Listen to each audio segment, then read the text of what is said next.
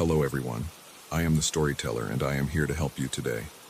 I know you use this video to fall asleep, so before that, like the video and subscribe to the channel. Also, where are you from and what time are you watching? Now get comfortable and relax. The farmhouse exhaled dust and memories when I pushed open the front door, its hinges groaning like old bones settling into familiar aches. 3 days. That's all the time I had to catalog Uncle Harold's belongings before the estate auction swept away 40 years of accumulated life. The realtor had been clear about the timeline, her manicured fingers tapping impatiently against her clipboard as she explained the market pressures, the need for quick turnover, the way old properties like this one hemorrhaged money with each passing day. I hadn't been back since Harold's funeral 6 months ago, and the intervening seasons had transformed the once pristine interior into a museum of neglect. Dust motes danced in afternoon sunlight that slanted through windows filmed with grime, creating an otherworldly atmosphere that made the familiar rooms feel alien. The floorboards beneath my feet announced each step with protests that seemed to echo longer than they should, as if the house itself was commenting on my presence.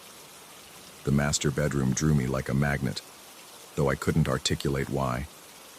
Perhaps it was the journalist in me, always seeking the story behind the story, or maybe just morbid curiosity about how a man spends his final years. Harold's writing desk dominated the far corner, its mahogany surface scarred with decades of use but still possessing an undeniable dignity. I remembered sitting beside him as a child, watching his weathered hands carefully clean his target shooting medals, each one representing another victory in competitions that had defined his retirement years. The desk drawers slid open with surprising ease, revealing the expected detritus of a solitary life. Unpaid bills, faded photographs, prescription bottles with labels that spoke of heart medication and failing eyesight. But it was the absence that caught my attention, a rectangular outline in the dust where something had been removed recently. The metal cases. Harold had always kept them locked in the secure car safe, a paranoid habit that had amused the family, but which he'd insisted was necessary for items of such sentimental value. Night fell earlier than I expected, or perhaps I'd simply lost track of time amid the overwhelming task of sorting through Harold's possessions. The house's electrical system, installed sometime during the Eisenhower administration, cast pools of amber light that seemed to struggle against encroaching shadows. I'd claimed the master bedroom for my temporary stay, reasoning that the attached bathroom and proximity to Harold's most personal belongings would make the cataloging process more efficient. The lamp on the writing desk flickered as I prepared for bed, its bulb buzzing with the irregular rhythm of impending failure. I made a mental note to find replacement bulbs in the morning, though the thought carried an odd weight, as if this simple domestic task might somehow prove more challenging than anticipated. I discovered the metal case at 2:47 a.m. Sleep had been elusive, punctuated by the house's nocturnal symphony of settling wood and distant traffic. Thirst finally drove me from bed, and as I padded toward the kitchen, a metallic gleam caught my peripheral vision. There, centered perfectly on Harold's desk, sat the largest of his metal cases, the one I distinctly remembered seeing locked away in the car safe just hours earlier. The case lay open like a jewelry box, its red velvet interior revealing the carefully arranged collection of Harold's shooting medals. But it was the smell that stopped me cold, the acrid, unmistakable scent of gunpowder, fresh and sharp in the stale air of the bedroom. My rational mind immediately began constructing explanations. Perhaps Harold had cleaned his medals with some chemical that retained its odor, or maybe the case had absorbed decades of range visits. But these thoughts felt thin, inadequate against the evidence of my senses. I approached the desk slowly, bare feet silent against the hardwood floor. The lamp's buzz grew more pronounced with each step, its light developing an irregular pulse that seemed to synchronize with my heartbeat. When my fingers finally touched the case's edge, the bulb flickered violently and died, plunging the room into darkness, so complete it felt tangible. The whispers began immediately, soft at first, barely distinguishable from the white noise of blood rushing through my ears, but growing clearer with each passing second. A voice I almost recognized spoke in measured tones about breathing techniques, sight alignment, trigger control, The fundamental lessons every marksman learns. The words seemed to emanate from the case itself, though reason insisted this was impossible. I snatched my hand away and the whispers stopped. The lamp flickered back to life, revealing the case exactly as I'd found it, metals gleaming innocently in their velvet beds. But the gunpowder smell lingered, now accompanied by something else, the faint metallic taste of fear coating the back of my throat. Sleep became impossible after that. I spent the remaining hours until dawn researching Harold's competitive shooting career on my phone, diving deep into local newspaper archives and Veterans Association websites. What I found painted a picture of moderate success. Regional competitions won, state-level participation, the steady accumulation of bronze and silver medals that suggested dedication rather than exceptional talent. But there were gaps in the timeline, periods where Harold's name disappeared from competition rosters for months at a time. The most significant absence occurred during 1987 and 1988, when he'd apparently stopped competing entirely before returning with a dramatic improvement in his scores. His marksmanship had transformed during those missing months, evolving from competent to exceptional in ways that prompted speculation among local shooting enthusiasts about special training or coaching.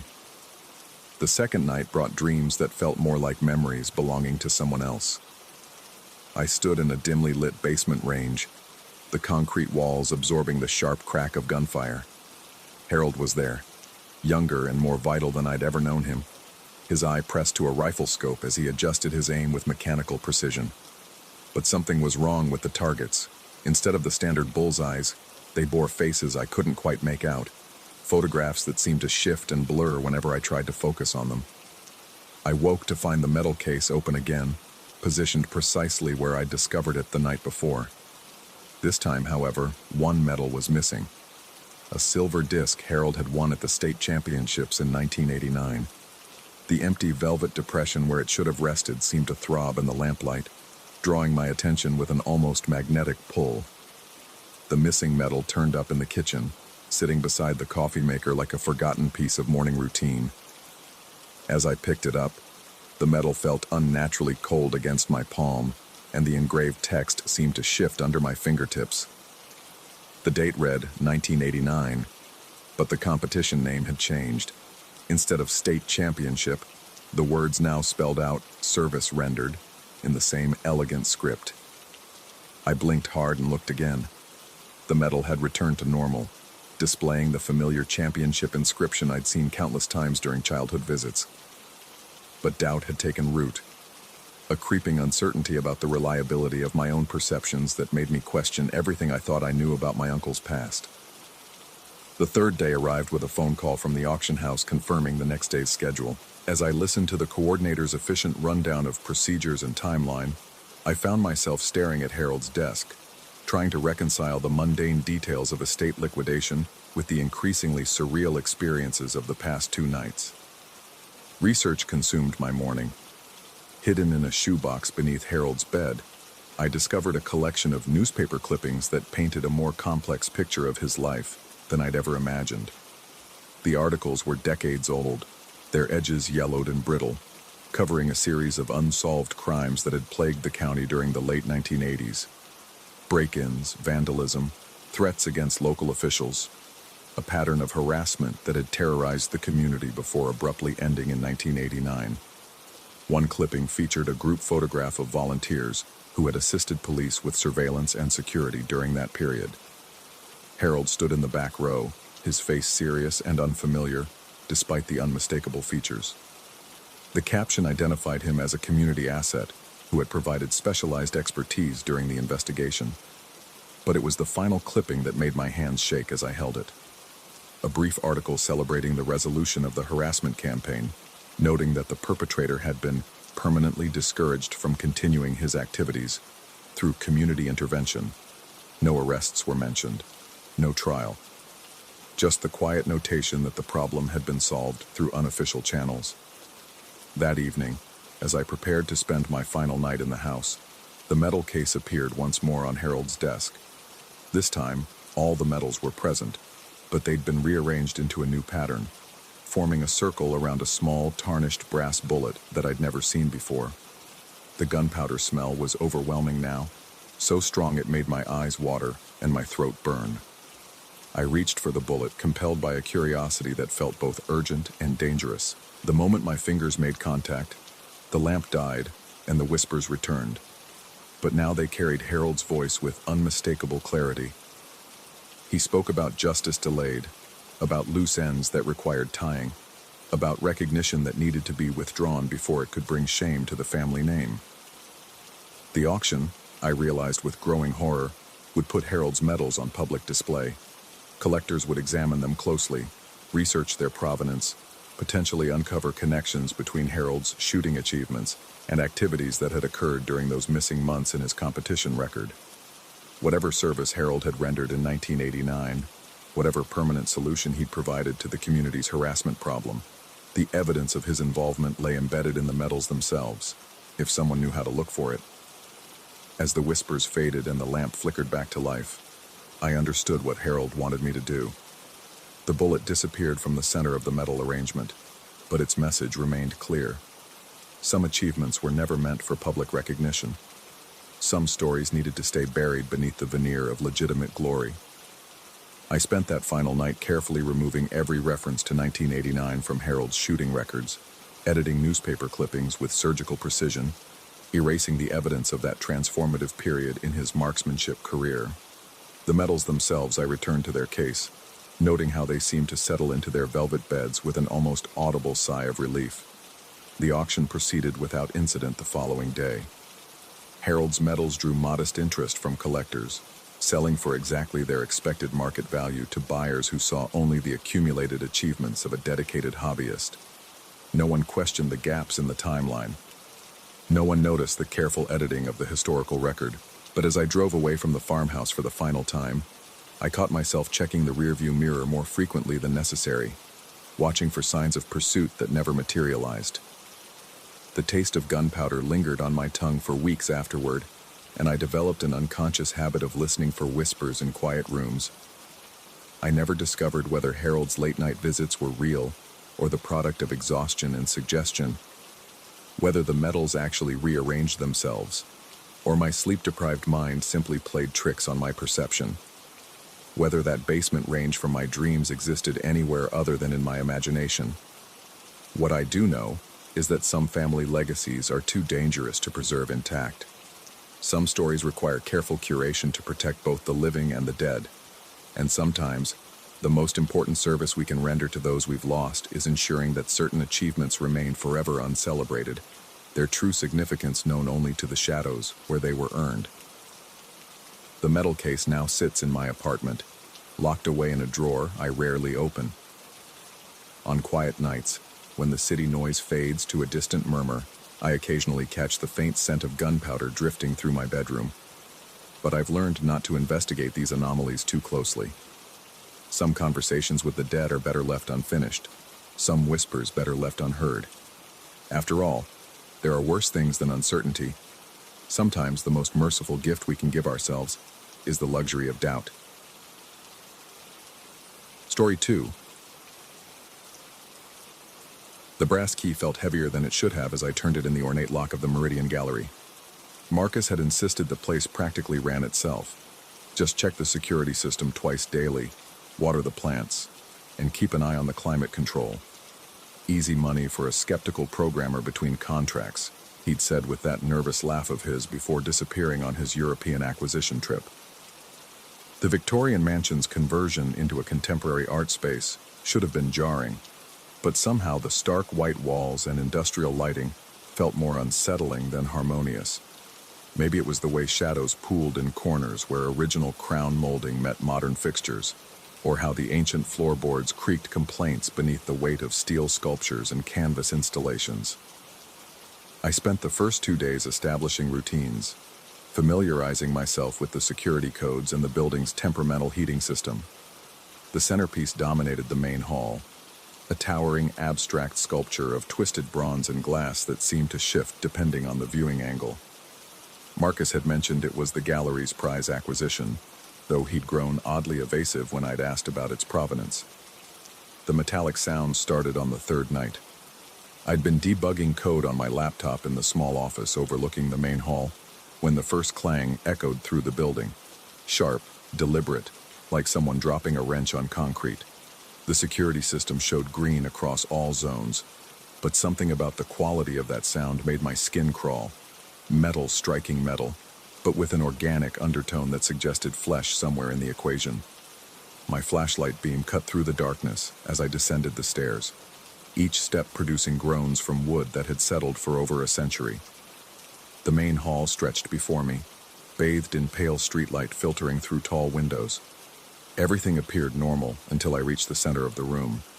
The sculpture looked wrong, not obviously different, the bronze still twisted skyward in its familiar spiral, but something about its proportions seemed off, as if viewed through a funhouse mirror. I circled it slowly, trying to identify what had changed, when my peripheral vision caught movement near the far wall. The silhouette stood perfectly still, a void of absolute darkness against the white gallery wall. 7 feet of pure absence, as if someone had cut a human-shaped hole in reality itself. No features, no texture, just an oppressive presence that made the air feel thick and charged with static electricity. My hand trembled as I raised the flashlight, and in that moment between decision and action, I could swear the sculpture beside me was melting, bronze flowing like honey, glass elements sagging and warping. But when the LED beam finally pierced the darkness, the figure was gone. Only the smell remained, copper and ozone, like blood and approaching storms, and the footprints. Perfect impressions burned into the century-old hardwood, each step darker than charcoal and warm to the touch. The pattern led from where the figure had stood to the sculpture and back again, as if it had been examining the piece with scientific precision. I knelt beside the nearest print, noting how the wood around it remained untouched while the impression itself looked fresh, the burning so precise it might have been branded by a careful hand. Sleep became impossible. I installed motion sensors throughout the gallery, checked and rechecked the security footage, even called Marcus's hotel in Prague. The desk clerk informed me he'd checked out 2 days earlier than scheduled, leaving no forwarding information. The second night, the sounds began earlier. Scraping this time, like metal being dragged across stone. I found the figure standing closer to the center of the room, positioned between 2 oil paintings that depicted pastoral scenes with an unsettling intensity. The canvases themselves appeared different, colors more saturated, shadows deeper. In the painting to the left, what I'd remembered as a simple farmhouse now featured boarded windows and a door that hung askew on rusted hinges. When I blinked, the figure was gone, but the paintings retained their altered state. More footprints marked the floor, and I spent an hour photographing them with my phone, measuring their depth and spacing. Each print was identical in size and shape, suggesting the same entity, the same purposeful examination of the gallery's contents. But the temperatures were all wrong. The burned impressions radiated heat, while the surrounding air grew cold enough to fog my breath. I began researching the building's history during daylight hours, diving into public records and archived newspaper articles. The Meridian House had been built in 1887 by railroad magnate Edmund Meridian as a private residence. His wife, Catherine, had been an avid collector of art and curiosities from around the world. The house had remained in the family until 1963, when the last surviving heir donated it to the city with the stipulation that it be used for cultural purposes. The gap between 1963 and the gallery's opening 3 years ago remained frustratingly vague. Property records showed the building had been abandoned for decades, its contents sold at auction or simply left to decay. Marcus had purchased it in a state of near ruin and spent 2 years restoring it to its current condition. But restoration suggested returning something to its original state, and I was beginning to suspect the gallery's current incarnation was far from original. The third night, I positioned myself in the office with multiple cameras running and a clear view of the main hall. The scraping sounds began at 2:17 a.m., and this time I forced myself to remain perfectly still, observing without intervention. The figure materialized gradually, as if reality was slowly remembering its existence. First, a suggestion of depth against the wall, then a more solid presence, finally the full 7-foot outline of absolute darkness. It moved with purpose toward a series of photographs mounted along the east wall, stark black and white images of urban decay that Marcus had identified as an emerging artist's breakthrough series. As I watched, the photographs began to change. The abandoned buildings in the images grew shadows that writhed like living things. Empty windows filled with suggestions of faces. Graffiti-covered walls developed stains that looked disturbingly organic. The figure stood before each photograph for exactly 90 seconds before moving to the next. And with each examination, the images became more disturbing, more wrong. I forced myself to remain motionless until the entity completed its circuit and vanished, leaving behind its signature burned footprints and the lingering smell of copper and ozone. The photographs, when I examined them in daylight, appeared normal. But I'd learned not to trust daylight anymore. Research into the gallery's specific pieces proved more challenging. Marcus had been deliberately vague about provenance, and many items lacked proper documentation. However, I discovered that several pieces had been acquired from estate sales of long-closed institutions: a psychiatric hospital, a reformatory, a home for unwanted children. Each building had been demolished within the past 5 years, their contents scattered to dealers and collectors. The pattern was becoming clear, even if its meaning remained elusive. The fourth night brought the figure to within 10 feet of my position. I could feel its presence like a physical weight pressing against my chest, making each breath a conscious effort. The sculpture that had drawn its attention on the first night began its melting transformation again, bronze flowing like liquid while glass elements stretched and warped into shapes that hurt to perceive directly. But this time, I saw what the sculpture was becoming. The twisted, abstract form was revealing itself as something far more specific. An amalgamation of human figures, dozens of them, pressed together in poses of anguish and desperation. Faces emerged from the bronze, mouths open in silent screams, hands reaching toward spaces that no longer existed. The glass elements formed tiers and fragments of broken mirrors, reflecting distorted images of rooms I didn't recognize. The figure observed this transformation with what felt like satisfaction, and I understood with growing horror that it wasn't destroying the artwork, it was restoring it, revealing what each piece had been before Marcus had acquired and cleaned them for gallery presentation. When morning came and the sculpture returned to its abstract form, I began packing. But the building wouldn't let me leave. The doors refused to open, electronic locks cycling through error messages despite showing green status on their displays. Windows that should have opened remained sealed, their mechanisms somehow fused. Even my cell phone lost signal the moment I stepped toward any exit, bars returning only when I moved back toward the center of the building. I was being kept here for a reason. The fifth night, the figure appeared directly in front of me. 7 feet of absence that somehow conveyed vast intelligence and terrible purpose. This close, I could perceive details that my mind struggled to process. The suggestion of features that existed in dimensions my eyes couldn't properly interpret. A sense of depth that extended far beyond the physical space the figure occupied. It gestured toward the office wall behind me, and I turned to find that the simple white surface had been replaced by a massive oil painting I'd never seen before. The canvas depicted the gallery itself, but as it had been decades earlier. Instead of contemporary art, the walls held portraits of people in various states of distress. The centerpiece sculpture was revealed in its original form, not a bronze abstract, but an actual arrangement of human figures, preserved somehow in their final moments of terror. In the painting's corner, barely visible in shadow, stood the familiar 7-foot silhouette. I understood then that I hadn't been hired to caretake an art gallery.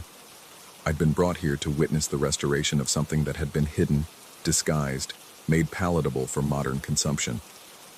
Each piece in the Meridian Gallery was a fragment of something larger and far more sinister, a collection that had never been meant for public viewing. The figure extended what might have been a hand toward me, and I felt knowledge flowing into my mind like ice water through my veins. Images of the building's true history, of what had really happened in these rooms during the gap years between abandonment and restoration. The art that Marcus had so carefully acquired wasn't art at all. It was evidence. remnants of experiments and experiences that had been scattered and disguised to prevent anyone from assembling the complete picture. But the figure, the curator of this true collection, was patient. It had waited decades for someone to restore its exhibits properly, to reveal them in their original, authentic forms, and it had chosen me to be its assistant in this work. My hands began moving without my conscious direction, reaching for the laptop and beginning to type. Not my words, but a message that needed to be sent. Email addresses appeared in my mind.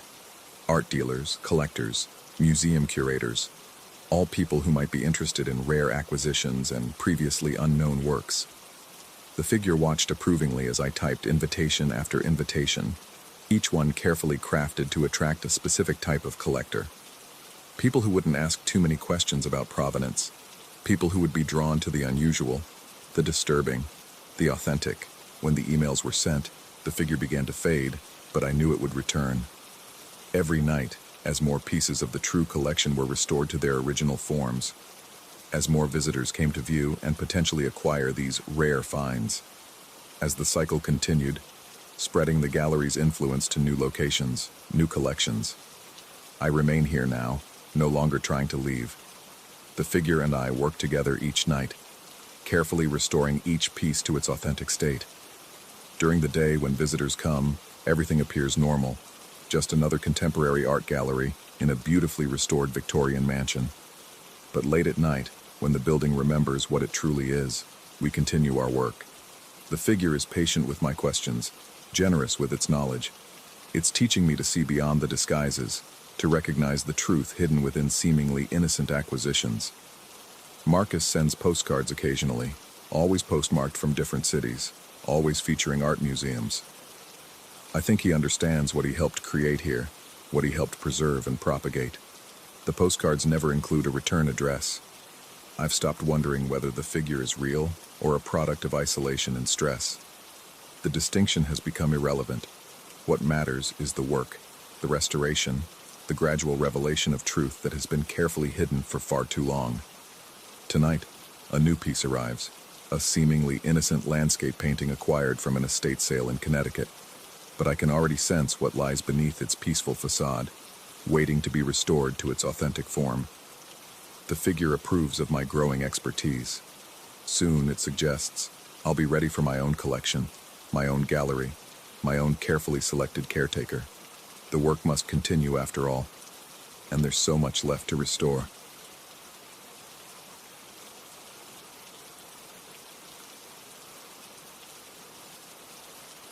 Story 3.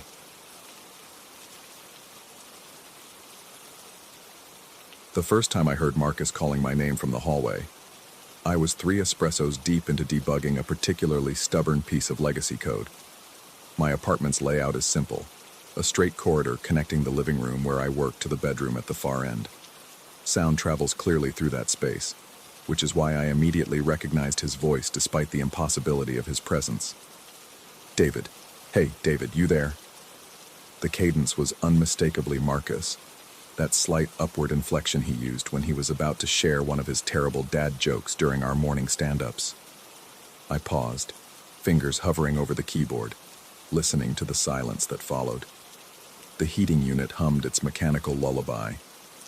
Outside, traffic moved in waves along 5th Street, but no footsteps, no breathing. No secondary sounds that should accompany a human voice.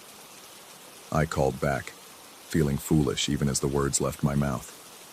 The silence stretched, thick and expectant, until I convinced myself I'd imagined it.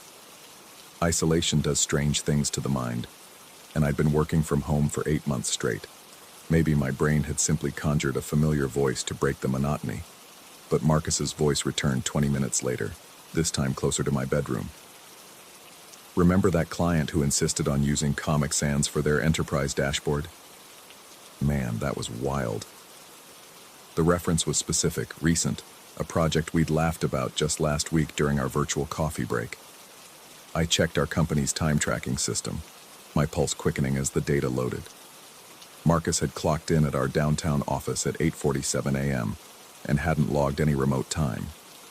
According to the GPS coordinates automatically recorded by our security software, He was currently 23 miles away, probably sitting in his usual spot by the east-facing windows. I stood slowly, my chair creaking in protest. The hallway stretched before me, shadows pooling in the corners where the afternoon light couldn't reach. Each step felt deliberate, calculated, as though I was walking into a trap I couldn't see. The hardwood floor groaned under my weight, announcing my approach to whatever might be waiting. Nothing. The hallway was empty, just as logic dictated it should be. That evening, I decided to clear my head with a walking tour of the historic district downtown.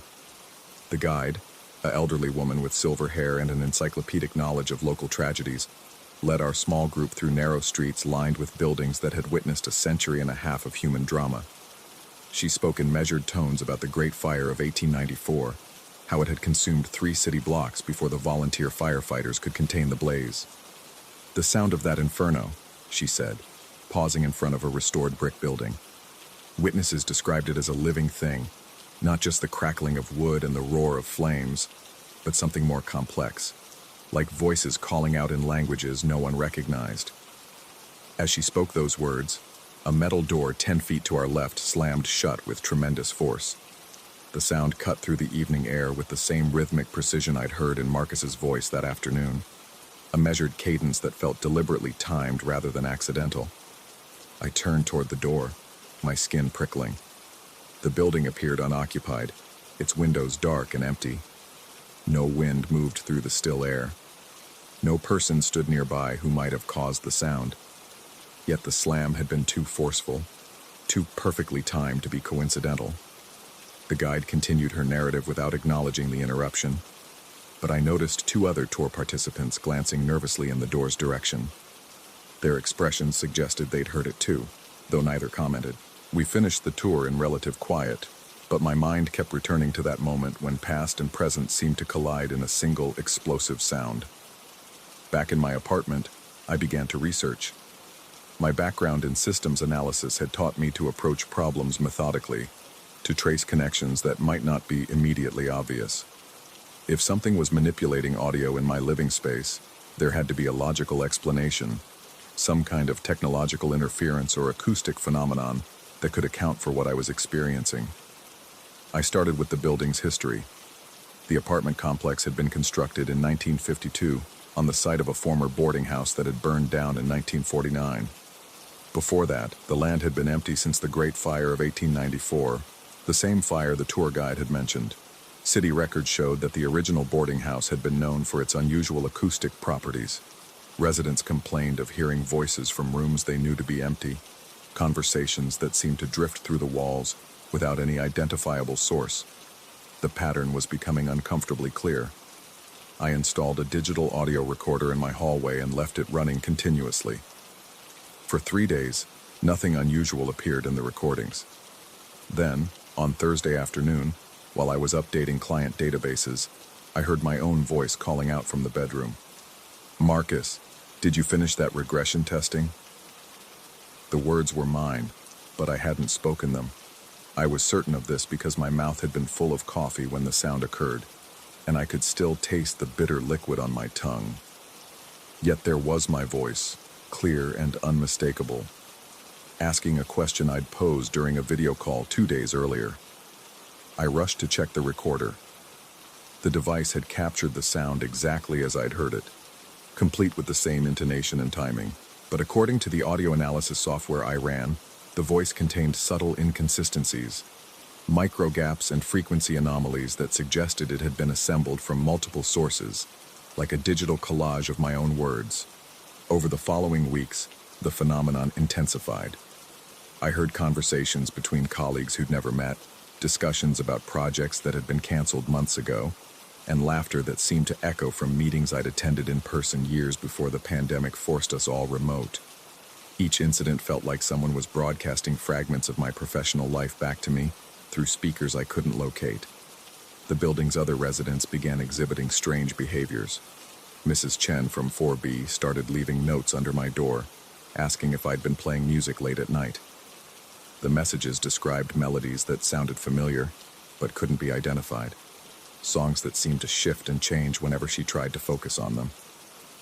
Mr. Rodriguez in 3A mentioned hearing his deceased father's voice calling his name from the stairwell, speaking in the same gentle tone he remembered from childhood.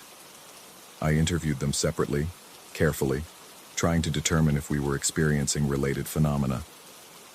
Each described audio events that felt personally significant, voices of family members, fragments of conversations from their past, sounds that seemed designed to evoke specific memories or emotions.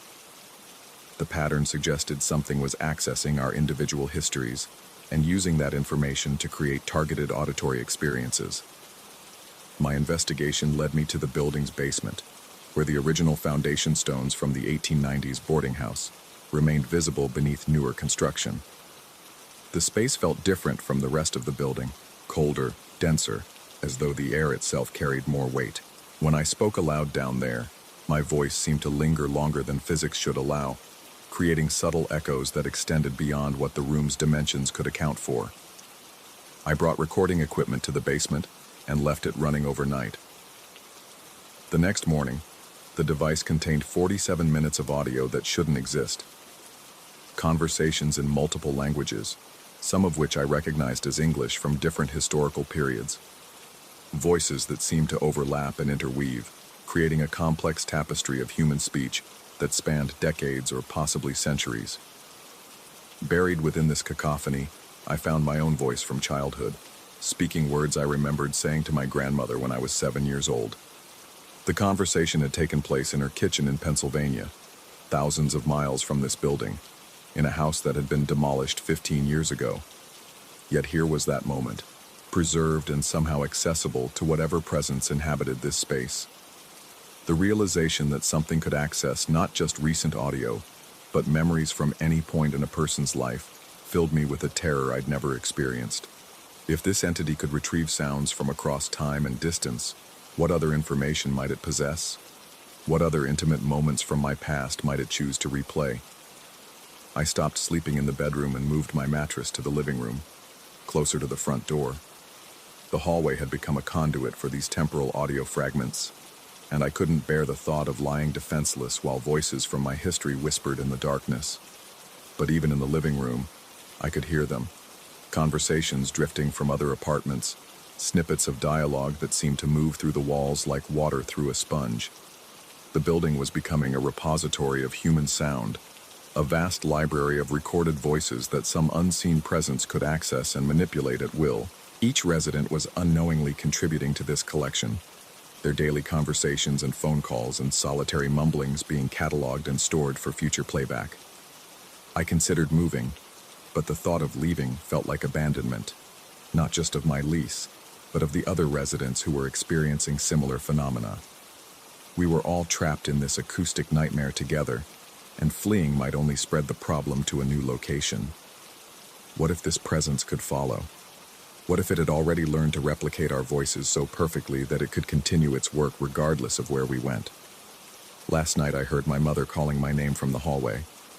She used the same tone she'd employed when I was young and had stayed out past curfew, a mixture of concern and exasperation that I hadn't heard in 20 years. But my mother had been dead for 8 years, and her voice shouldn't exist in any form that could be played back in my apartment. I sat in my living room, listening to that impossible voice call my name repeatedly, each iteration slightly different from the last. Sometimes her tone was warmer, sometimes more urgent. The variations suggested that whatever was generating these sounds had access to multiple recordings of her voice, or perhaps was capable of creating new combinations from existing fragments. The calls continued until dawn, and I realized that I was no longer certain which of the voices I'd been hearing were real and which were reproductions. If this presence could perfectly mimic the dead, how could I trust any audio I encountered? How could I be sure that the voice of my colleague calling from the office was actually him, and not some elaborate reconstruction designed to maintain the illusion of normal human contact? I am writing this account because I need to document what's happening before I lose the ability to distinguish between authentic and manufactured sound. The boundary between past and present, between memory and reality, is dissolving in this building.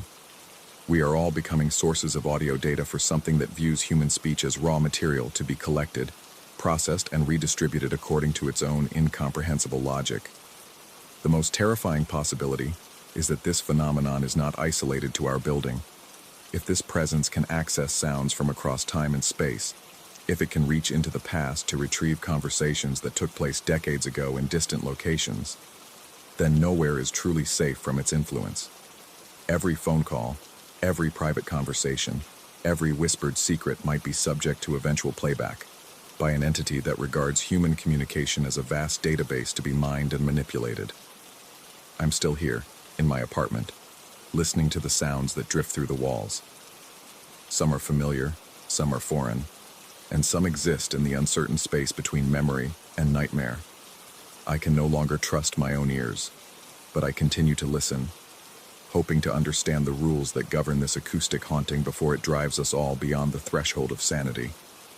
The voices are calling again now, from the hallway. This time, they sound like me.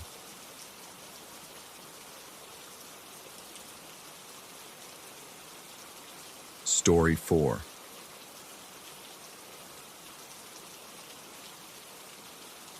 The apartment smelled of fresh paint and emptiness when I first walked through its stark white rooms. After years of cramped studios cluttered with equipment and decades of accumulated memories, the minimalist space felt like stepping into a sensory deprivation chamber. 3 rooms, each painted in that clinical white that rental agencies favor, with hardwood floors that echoed every footstep like a hollow drum. The realtor had called it modern and clean, but standing there with my single suitcase and camera bag, I felt more like I'd entered a laboratory than a home. I'd needed the change. The divorce had stripped away more than just Sarah's belongings. It had taken the warmth from spaces, leaving behind rooms that felt haunted by what was no longer there. The minimalist approach wasn't a choice so much as a necessity. I simply couldn't bear to fill the emptiness with things that would remind me of what I'd lost. Better to embrace the void, I told myself. Better to start fresh with nothing but the essentials. The first week passed in a haze of establishing routines. My camera equipment claimed the largest room, 2 lights on stands, a backdrop, and my developing setup in what had once been intended as a walk-in closet. The bedroom contained only a mattress on the floor and a small dresser. The living area remained completely empty except for a single folding chair positioned near the window, where I'd sit in the evenings watching the city lights flicker on like stars being born. It was during one of these twilight vigils that I first noticed the shadow in my peripheral vision. At first, I dismissed it as an optical illusion, the kind of phantom movement that catches your eye when you're tired, when the brain fills in details that aren't quite there. Everyone experiences them. Shapes that seem to shift in dark corners, movement that stops the moment you turn your head. But this shadow felt different. It possessed a weight, a presence that seemed to press against the edges of my vision like something trying to break through from the other side of perception. The shadow always appeared in the same corner of the living room, where the wall met the ceiling at an angle that created a pocket of deeper darkness even during the day. The apartment's track lighting never quite reached that space, leaving it perpetually dim, like a wound in the room's bright geometry. I began to find myself glancing toward that corner more frequently, my eyes drawn there during the quiet moments when I was reviewing contact sheets or adjusting equipment. After 2 weeks, I became certain that something was standing there. The conviction arrived not through any dramatic revelation, but through the slow accumulation of certainty that builds when you live alone and have nothing but your own senses to trust. The shadow had consistency, always the same height, roughly human in proportion, with what appeared to be a head and shoulders distinct from the formless darkness around it. It never moved when I looked directly at it, but I began to sense subtle shifts in its positioning when I wasn't paying attention, as if it were slowly, patiently adjusting its stance. I started carrying my camera more frequently around the apartment, initially telling myself it was to test different lighting conditions for potential shoots. But truthfully, I was hoping to catch something. The shadow remained stubbornly absent whenever I raised the viewfinder to my eye, as if it possessed an awareness of being observed through the lens that differed from simple, direct observation. The breakthrough came during a late-night editing session. I'd been working on a series of architectural photographs, long exposures that captured the geometric interplay of light and shadow in urban spaces. The computer screen provided the only illumination in the room, creating stark contrasts between the bright workspace and the surrounding darkness. As I adjusted the exposure on a particularly moody shot of an empty subway platform, I caught movement in the reflection of my monitor. There, inverted in the black glass of the screen, stood a figure that wasn't quite human. My breath caught as I stared at the reflection without turning around. The entity appeared to be constructed from photographic negative, translucent and granular, like an image printed on glass with too much grain. Its edges seemed to fluctuate between solid and gaseous, as if it existed in that liminal space between exposure and development. Most disturbing were the points of light scattered throughout its form, tiny bright spots that twinkled like distant stars embedded in its shadow flesh. I sat frozen for what felt like hours, afraid that any movement would cause it to vanish. The figure remained perfectly still, and gradually I began to notice that the points of light within its form weren't random. They formed recognizable patterns, constellations. Orion's belt stretched across what might have been its chest. The Big Dipper curved along its shoulder. Other patterns I couldn't immediately identify sparkled throughout its translucent body like a star map printed on human-shaped film. When I finally gathered the courage to turn around, the corner was empty. Sleep became elusive after that night. I found myself lying on the mattress, staring up at the ceiling and straining to hear sounds that never came. The entity, if that's what it was, moved in complete silence. Sometimes I would glimpse it in the bathroom mirror while brushing my teeth, or catch its reflection in the curved surface of a lens cap. It was always there in the reflections, but never when I looked directly. I began photographing everything. The compulsion started small, a few shots of the empty corner during different times of day, different lighting conditions. I told myself I was conducting an experiment, trying to understand whether certain atmospheric conditions made the sightings more likely. But as days passed, the photography became more systematic, more desperate. I set up long exposures in every room, leaving the camera to capture hours of motionless darkness while I waited in other parts of the apartment. The first photograph that showed anything unusual appeared after a 6-hour exposure of the living room corner. Developed in my makeshift darkroom, the image revealed a faint impression in the area where I'd been seeing the shadow. Not quite a figure, but a disturbance in the grain structure of the film, as if something had been standing there exerting a subtle influence on the light itself. Each subsequent photograph revealed progressively more detail. The entity appeared to be gaining definition through the act of being photographed, as if the camera was somehow helping to manifest its presence in the physical world. The grain structure that formed its body became more organized, more intentional. The constellation points grew brighter and more numerous with each exposure. I developed the photographs with trembling hands, watching the images emerge in the developer like glimpses into another reality. The entity's star map body began to show patterns I recognized from astronomy textbooks. Entire galaxies spiraling within its torso, nebulae blooming across its limbs. It was as if I was photographing not just a figure, but a window into deep space, wearing the rough approximation of human form. The revelation that terrified me most came during the third week of intensive photography. The entity was becoming more solid with each image. What had started as a barely perceptible disturbance in the film grain was evolving into something approaching photographic clarity. I could make out facial features now, or at least the suggestion of them, constructed from tiny points of light arranged in the approximate pattern of eyes, nose, mouth. I began to understand that I was trapped in a cruel paradox. Every photograph brought me closer to understanding what I was seeing, but it also seemed to be feeding the entity's manifestation. The more I documented it, the more real it became. Yet I couldn't stop photographing. The images were the only proof I had that I wasn't losing my mind, the only evidence that something genuinely inexplicable was occurring. My archive of negatives grew to hundreds of images. I organized them chronologically, creating a flipbook effect that showed the entity's gradual evolution from shadow to something approaching substance. The progression was undeniable.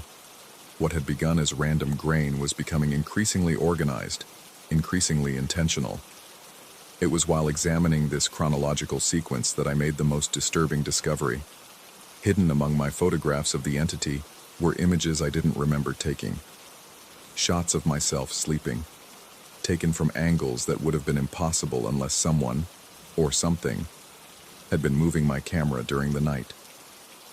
In these unauthorized photographs, I could see the entity standing over my sleeping form, its star body clearly visible in the camera's perspective, even though it remained invisible to my direct sight. The knowledge that it was photographing me while I slept shattered whatever remained of my rational explanations.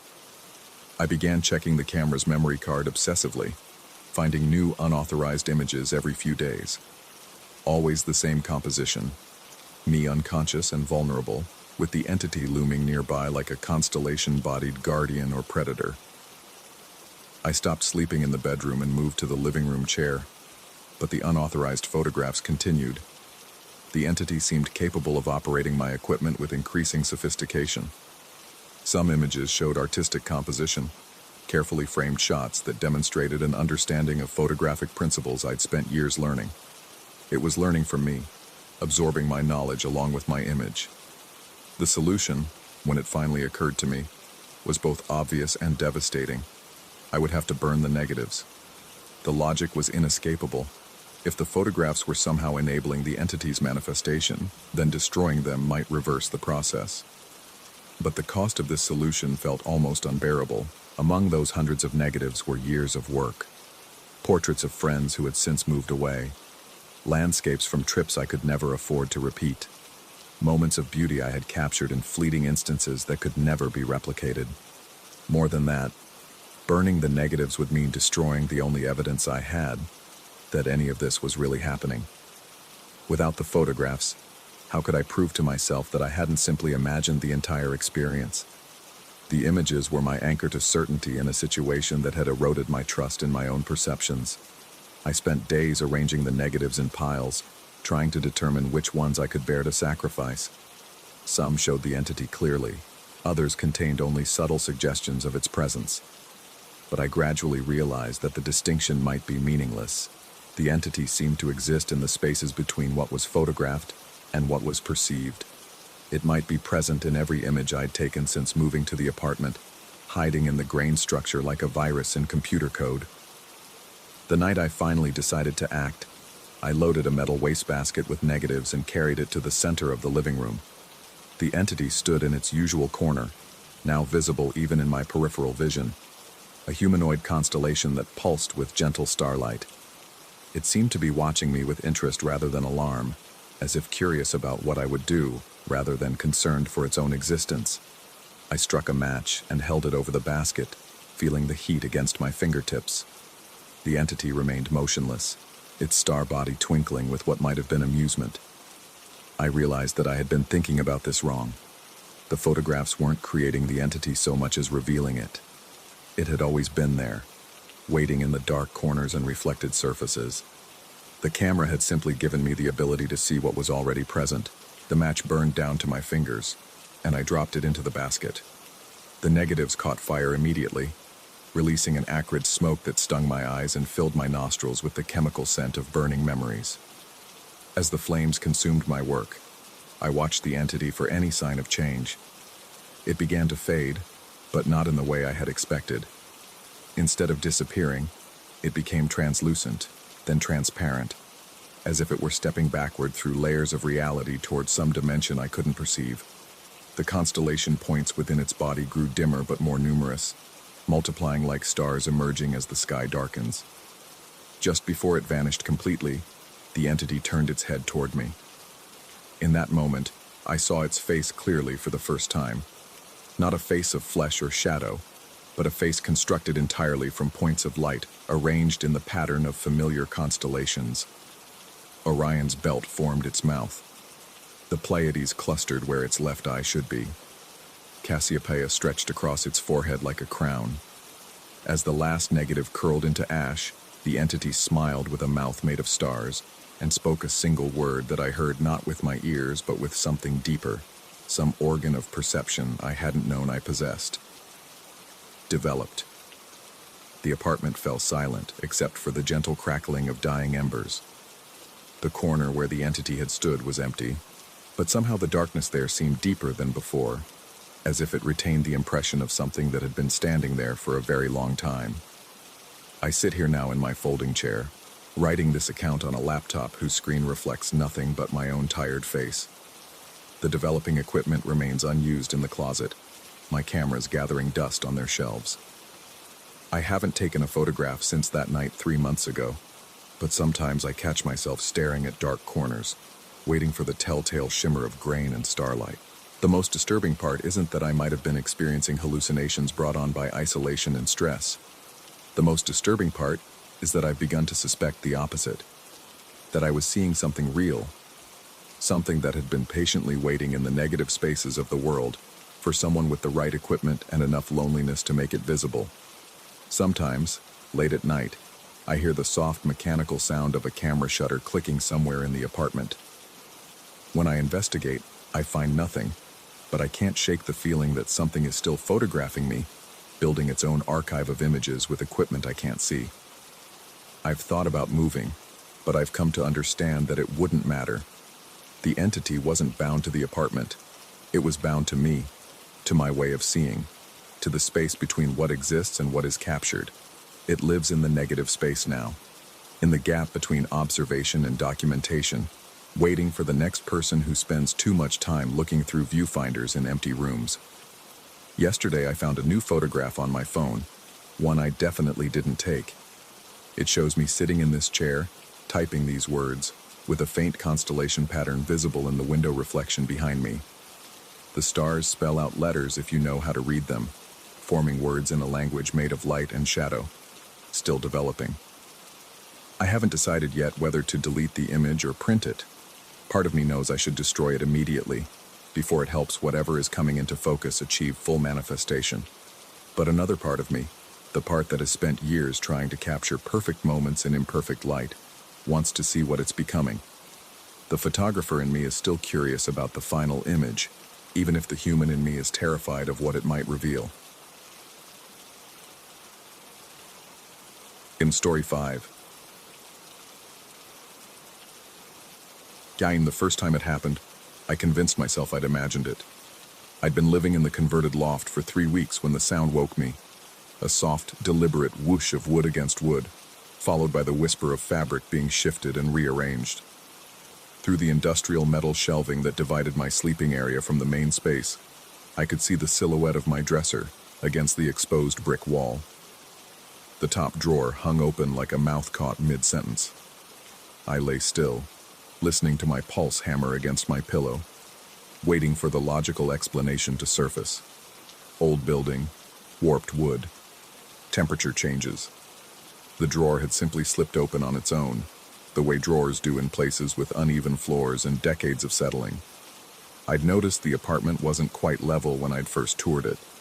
My drafting table required shims to keep my industrial design sketches from sliding toward the windows.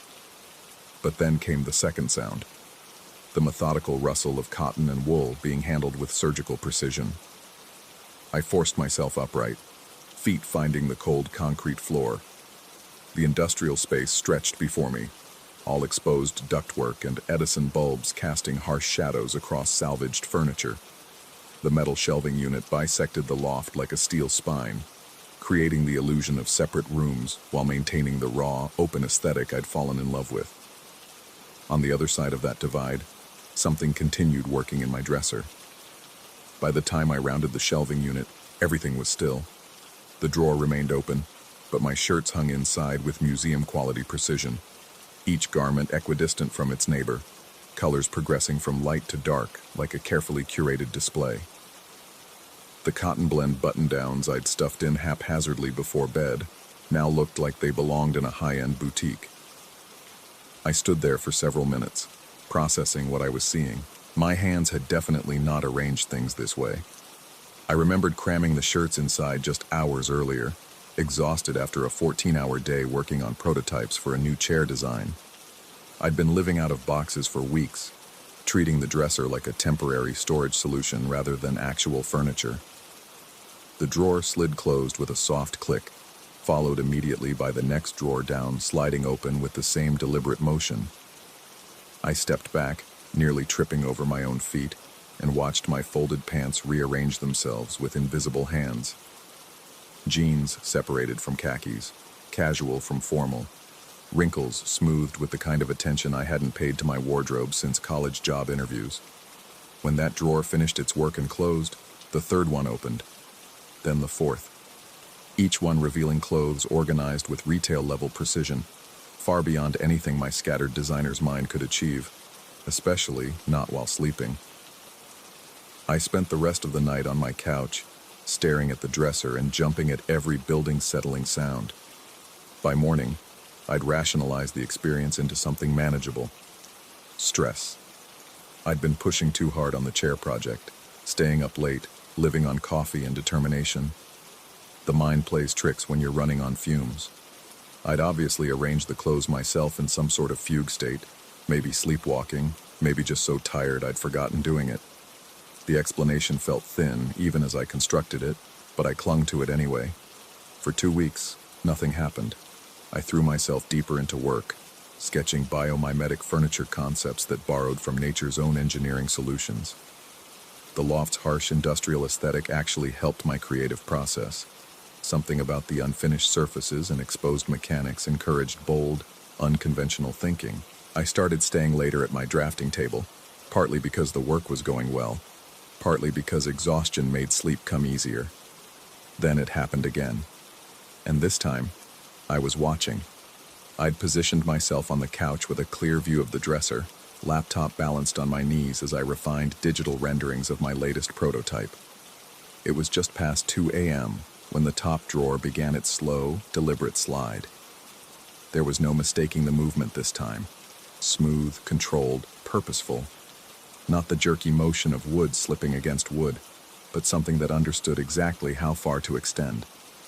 What followed was a choreography of organization that belonged in a luxury department store.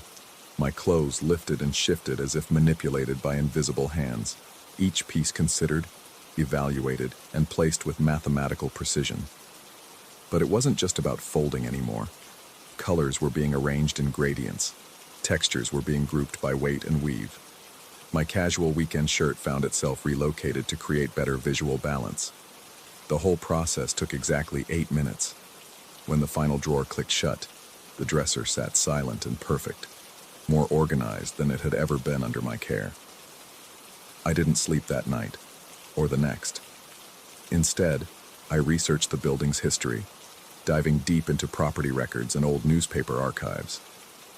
What I found shouldn't have surprised me, but it sent ice through my veins anyway. The building had housed Torelli & Associates, master tailors, from 1952 to 1987. The business had been known throughout the city for impeccable craftsmanship and an almost obsessive attention to detail. Lorenzo Torelli, the founder, had built a reputation among the city's elite for creating suits that were architectural in their precision, every stitch measured, every angle calculated, every element contributing to a perfect whole. The newspaper articles painted a picture of artistic brilliance slowly curdling into something darker. Torelli had begun refusing clients whose bodies didn't meet his aesthetic standards. He'd remake completed suits if he discovered a thread out of place. Employees quit, unable to meet his increasingly impossible standards. The business had collapsed not from lack of skill, but from a perfectionism so consuming it devoured everything around it. The final article, buried in the obituaries section, mentioned that Torelli had been found in his shop surrounded by hundreds of unfinished garments, all cut and pinned but never sewn, as if he'd been unable to commit to completion, paralyzed by the possibility of imperfection. I realized I was living directly above what had been his main workshop. That knowledge changed everything. The nightly reorganization sessions continued, but now I watched them with a different understanding. This wasn't random supernatural activity. It was the continuation of work that had never been finished. The invisible presence organizing my clothes carried the same methodical precision I'd read about in those newspaper clippings. Every fold was considered. Every arrangement was intentional. But the activity was no longer confined to the dresser. I began finding my personal belongings rearranged throughout the loft. My drafting tools appeared on my work table each morning in order of size and function, despite my habit of leaving them scattered across the surface. My sketchbooks were stacked by project type, their pages somehow organized chronologically even though I'd filled them randomly. My prototype models, which I'd displayed haphazardly across shelves, were repositioned to create visual harmony. Heights balanced, materials grouped, colors flowing from warm to cool. The changes were always improvements, at least from a design perspective. My workspace became more efficient. My belongings achieved an aesthetic coherence I'd never managed on my own. But there was something unsettling about having your life curated by invisible hands, something that made me feel like a guest in my own space. I started testing the boundaries, making small messes before bed to see how far the reorganization would go. I'd scatter papers across my desk, leave books splayed open, set tools at odd angles. By morning, everything would be corrected. Not just organized, but arranged with the kind of spatial awareness that spoke to years of professional training. The presence was learning my habits, anticipating my needs, creating order from my chaos with an efficiency that bordered on precognitive. But when I began deliberately sabotaging the arrangements, turning hanging shirts backward, mixing formal wear with casual pieces, placing my prototype materials in aesthetically jarring combinations, something shifted in the nightly activity. The reorganization sessions grew longer, more insistent. I'd wake to find clothes not just arranged but rearranged multiple times, as if invisible hands were trying different configurations to achieve some impossible standard of perfection. My hidden belongings started appearing in the reorganization. Personal items I'd kept in boxes, prototypes I'd stored in closets, even things I'd forgotten I owned, all integrated into the growing display of systematic organization that was taking over my loft. The invisible presence wasn't just arranging what I used daily anymore. It was excavating my entire life, cataloging and displaying everything with museum-level curatorial intent. The sound changed too. What had been quiet, respectful rustling became more aggressive. Drawers opened with sharp snaps. Fabric was handled with quick, impatient movements. The careful 8-minute sessions stretched to 30 minutes, then an hour, with the presence working and reworking arrangements as if searching for a level of perfection that always remained just beyond reach. I stopped sleeping entirely, spending nights watching the increasingly frantic organization sessions from my couch. The invisible hands seemed to sense my observation, working faster when they felt my attention, slowing when I looked away. It was like being studied while studying something else, a feedback loop of mutual awareness that made the air in the loft feel thick and expectant. That's when I started finding things that weren't mine. Folded between my shirts were garments I'd never seen before. Suit jackets with hand-stitched buttonholes so precise they looked machine-made. Trousers with seams that appeared to have been measured to the millimeter. The fabric felt expensive, almost liquid under my fingers. But the styles were decades out of date. Everything carried the faint scent of old wool and pressing steam, as if it had been stored in a professional tailor shop for years. My prototypes were being joined by design sketches I hadn't drawn, technical drawings of clothing patterns with notes written in meticulous handwriting that wasn't mine. The sketches showed an understanding of form and function that paralleled my own furniture design work, but applied to garments with an obsessive level of detail that made my engineering drawings look casual by comparison. I researched deeper into Torelli's background, spending entire days in library archives and public records offices. What I discovered painted a picture of a man whose pursuit of perfection had gradually isolated him from every human connection. Former employees described working conditions that became increasingly unreasonable, measurements that had to be retaken dozens of times, stitching that was redone for flaws only Torelli could perceive. Customers turned away for minute physical imperfections that would compromise the theoretical perfection of his designs. The business records showed the progression of his isolation: fewer clients, longer completion times, more remakes, higher costs that drove away even his most loyal customers. But the most revealing documents were his personal notes, written in the same precise handwriting I was finding among my sketches. Perfection is not an achievement but a direction. Each stitch must serve the whole. Each measurement must honor the ideal. Compromise is corruption. Completion is surrender to imperfection. Reading his words, I understood that what was happening in my loft wasn't hauntings in any traditional sense. It was the continuation of work that had consumed someone so completely that even death couldn't stop the process. Torelli hadn't finished his pursuit of perfection. He'd simply run out of time, out of resources, out of people willing to enable his obsession. Now, he had me. The nightly sessions were no longer about organizing my belongings. They were about incorporating my life into a larger project, a continuing effort to create perfect order from the chaos of human existence. My clothes were being woven into a larger display. My design work was being studied and improved. My entire living space was becoming a canvas for someone else's vision of how things should be. And I was helping him. I began waking to find myself standing in front of the dresser at 3 a.m., holding clothes I didn't remember picking up, my hands positioned as if I'd been in the middle of folding. I'd discover my own sketches amended with notes and handwriting that looked like mine, but felt foreign under my pen. My design software showed revision histories I didn't remember creating, improvements to my prototypes that I must have made but couldn't recall making. The boundary between my work and Torelli's was dissolving. My design aesthetic was shifting toward his obsessive precision. I started measuring twice, then 3 times, then 5 times before making any cuts or modifications to my prototypes. I began redoing completed work because I'd noticed tiny imperfections that might not matter functionally, but violated some emerging sense of ideal form that felt both alien and increasingly natural. My client deadlines slipped as I spent more time perfecting details that would never be visible in the final product. I justified the delays as artistic growth, professional development, a necessary evolution toward higher standards. But late at night, watching my belongings rearrange themselves with surgical precision, I wondered if I was still making those choices, or if something else was making them through me. The loft was transforming around me. What had been a raw, industrial space was becoming something that resembled a high-end showroom. Everything positioned with mathematical precision, materials grouped by quality and purpose, lighting adjusted to create optimal display conditions. It was beautiful in a way that transcended normal aesthetic categories, but it no longer felt like a place where a human being could actually live. I was becoming a curator of my own life, driven by standards that exceeded anything I'd previously considered necessary or even desirable.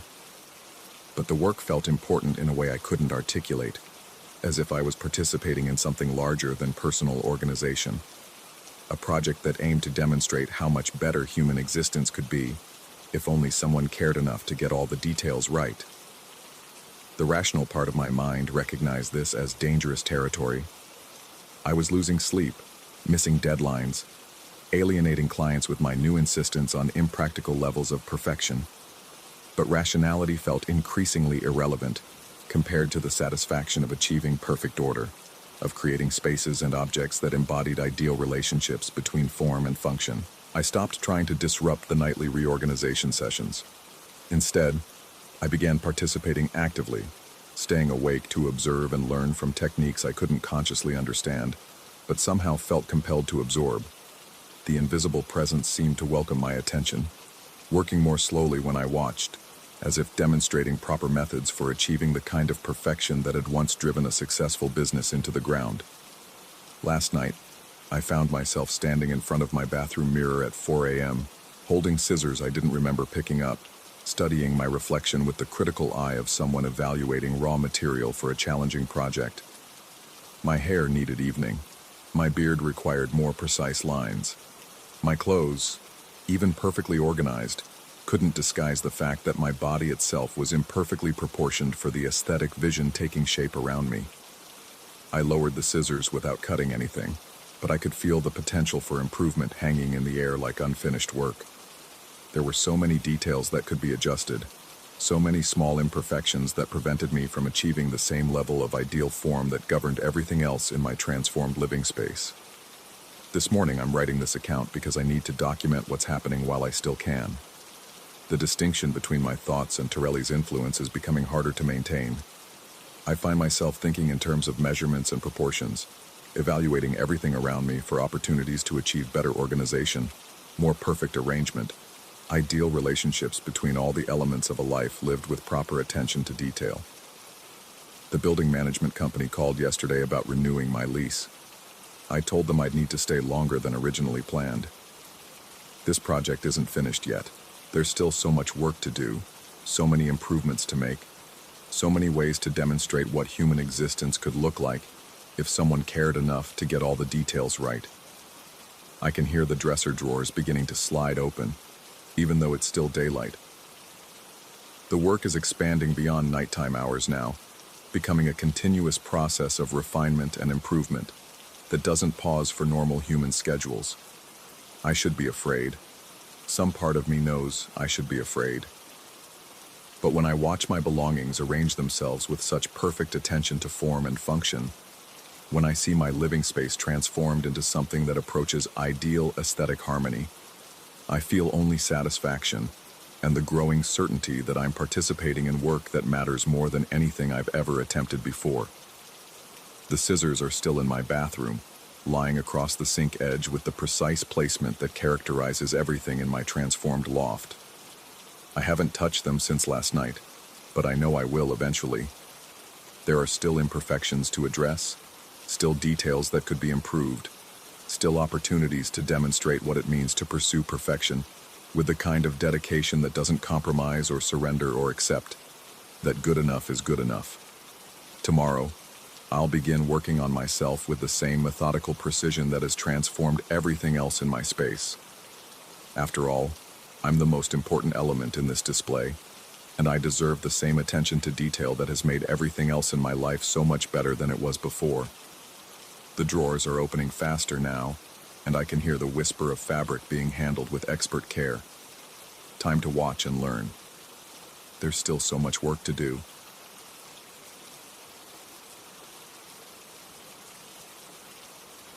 Story 6.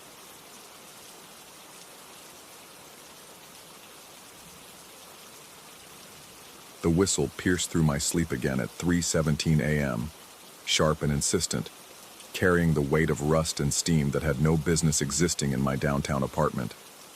I bolted upright, sweat-soaked sheets clinging to my chest, the phantom sound still echoing in the silence. The dream was always the same, had been since I was 7 years old, but the whistle was new, bleeding through from sleep into waking consciousness with increasing frequency. In the dream, I stand at the helm of a paddle-wheel steamboat, my hands gripping a worn wooden wheel that feels as familiar as my own heartbeat. Thick fog rolls across the water like gray cotton, muffling everything except the steady thump-thump-thump of the paddle wheel and the distant cry of something that might be a loon, or might be something else entirely. The river bends ahead, impossibly sharp, defying the laws of physics and navigation, but I always try to make the turn anyway. The boat groans, metal scraping against unseen rocks, and I wake just as the hull breaches and the cold water rushes in. For 26 years, I dismissed it as childhood trauma, manifesting in repetitive dreams. My therapist had suggested it stemmed from my father's stories about his own maritime service, though he'd been Navy, not riverboat trade.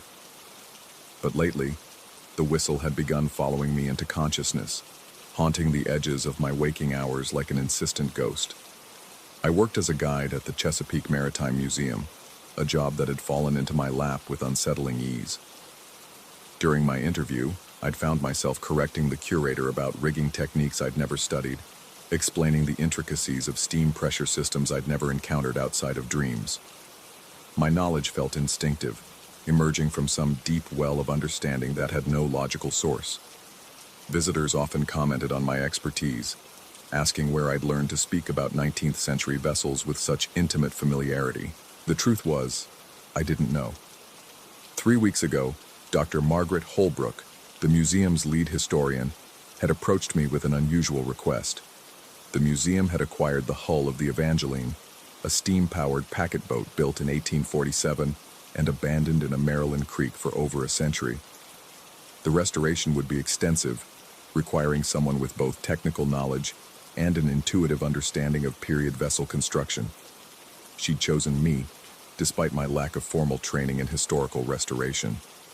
The Evangeline sat in the museum's restoration shed like a sleeping giant, her hull black with age and neglect. The moment I'd first laid hands on her weathered planking, an electric shock had run through my fingers. Not painful, but startling, as if the wood itself had been waiting for my touch. The sensation lingered for hours afterward, a tingling awareness that seemed to connect me to something vast and ancient. Working on the boat felt like remembering rather than learning. My hands knew where the boiler connections should sit, how the paddle wheel mechanism should align, which joints would bear the greatest stress. I found myself humming work songs I'd never heard, tapping out rhythms on the hull that matched some internal metronome I couldn't consciously access. But it was the sounds that truly unnerved me. Even with no boiler installed, no steam system connected, the Evangeline whispered constantly. Not the normal creaks and settling sounds of old wood. These were distinctly mechanical. The hiss of escaping steam, the distant clank of pistons, the rhythmic thump-thump-thump of paddle wheels turning in empty air. I'd mentioned it to Dr. Holbrook, who'd attributed it to the building's old heating system and the natural expansion of aging timber. I knew better. The workshop held other restoration projects, but none of them sang like the Evangeline. At night, when I stayed late to work by lamplight, I could swear I heard voices drifting from her depths. Not words exactly, but the cadence of conversation, the rise and fall of human speech conducted in some language just beyond comprehension. More than once I'd called out, thinking another worker had stayed late, only to find myself completely alone with the boat and the shadows that seemed to cluster around her hull with unnatural density. My dreams began to change. Instead of standing at an unfamiliar helm, I found myself working in the Evangeline's engine room, my hands black with coal dust, my body moving with practiced efficiency through routines I'd never learned. The fog outside grew thicker each night, pressing against the portholes like seeking fingers. And always, somewhere in the distance, I could hear other boats, their whistles creating a mournful chorus that spoke of journeys never completed and harbors never reached. During the day, my work on the restoration progressed with disturbing speed. Components that should have taken weeks to fabricate seemed to assemble themselves under my hands. Period-appropriate materials appeared in the workshop without explanation. Dr. Holbrook mentioned grants and donations, but her eyes held a nervous uncertainty that suggested she was as mystified as I was by our sudden good fortune. The other museum staff began avoiding the restoration shed. Mary, who'd worked there for 15 years, mentioned that the area felt heavy now, oppressive in a way that made her chest tight and her thoughts scattered. Even Dr. Holbrook's visits became briefer and more perfunctory, her usual enthusiasm for historical detail replaced by a distracted urgency to complete the project and move the Evangeline to the exhibition hall. I should have been concerned by their reluctance. Instead, I felt protective of the boat, possessive in a way that made no rational sense. The Evangeline was becoming mine, or perhaps I was becoming hers. The distinction grew hazier with each passing day. My research into the boat's history yielded fragments and contradictions. Built in Baltimore for river trade, she'd supposedly sunk during a storm in 1851, though newspaper accounts of the incident were inconsistent. Some reports mentioned no survivors. Others suggested the entire crew had simply vanished, leaving the boat to drift empty until it finally ran aground. The passenger manifest from her final voyage had been lost, but local folklore spoke of strange disappearances along the river route, people who'd boarded for routine trips and were never seen again. I found myself drawn to old maps of the regional waterways, tracing routes with my finger along channels that had been silted in or diverted decades ago.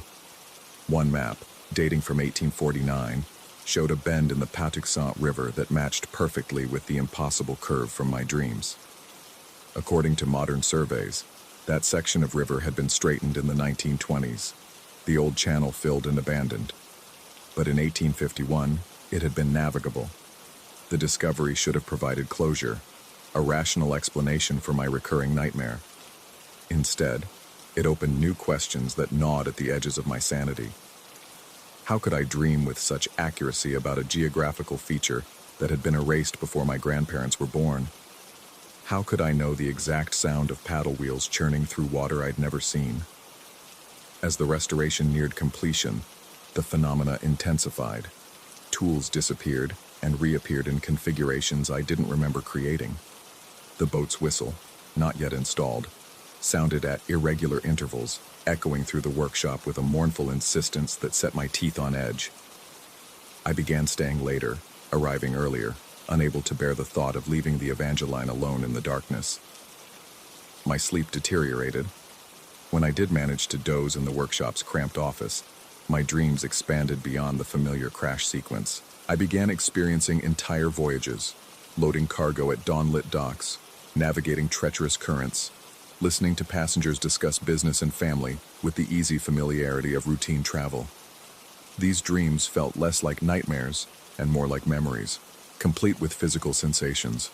The burn of coal smoke in my lungs, the vibration of the engine through the deck plates, the weight of responsibility that came with guiding souls through unpredictable waters.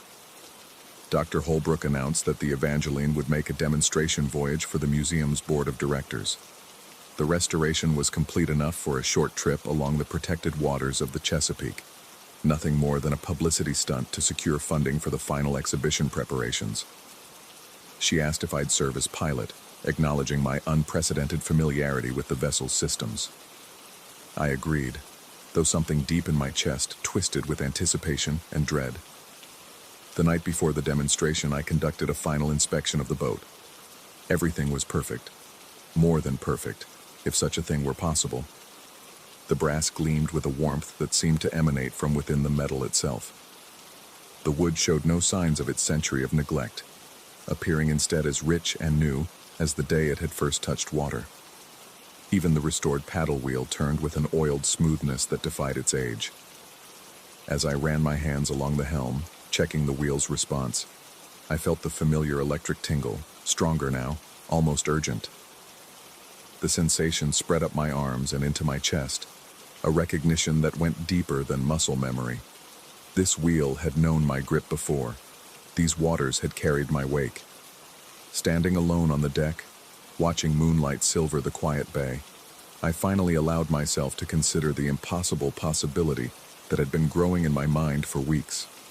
The dreams weren't prophetic. They were retrospective. The knowledge wasn't intuitive. It was inherited, and the crash that had haunted my sleep for 26 years wasn't a vision of what might happen. It was a memory of what had already occurred.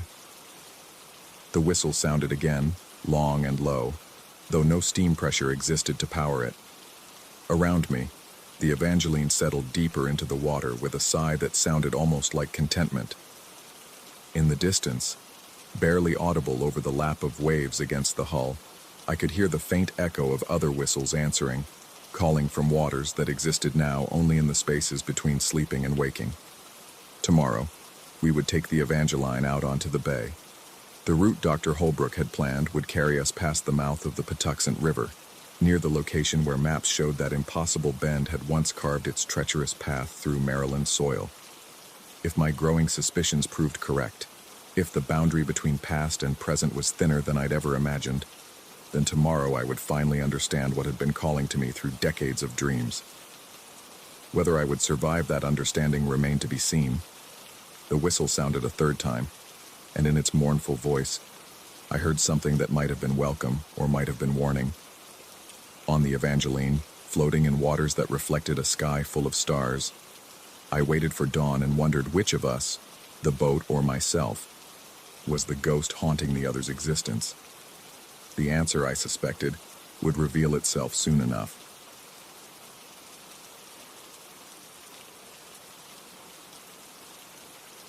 Story 7.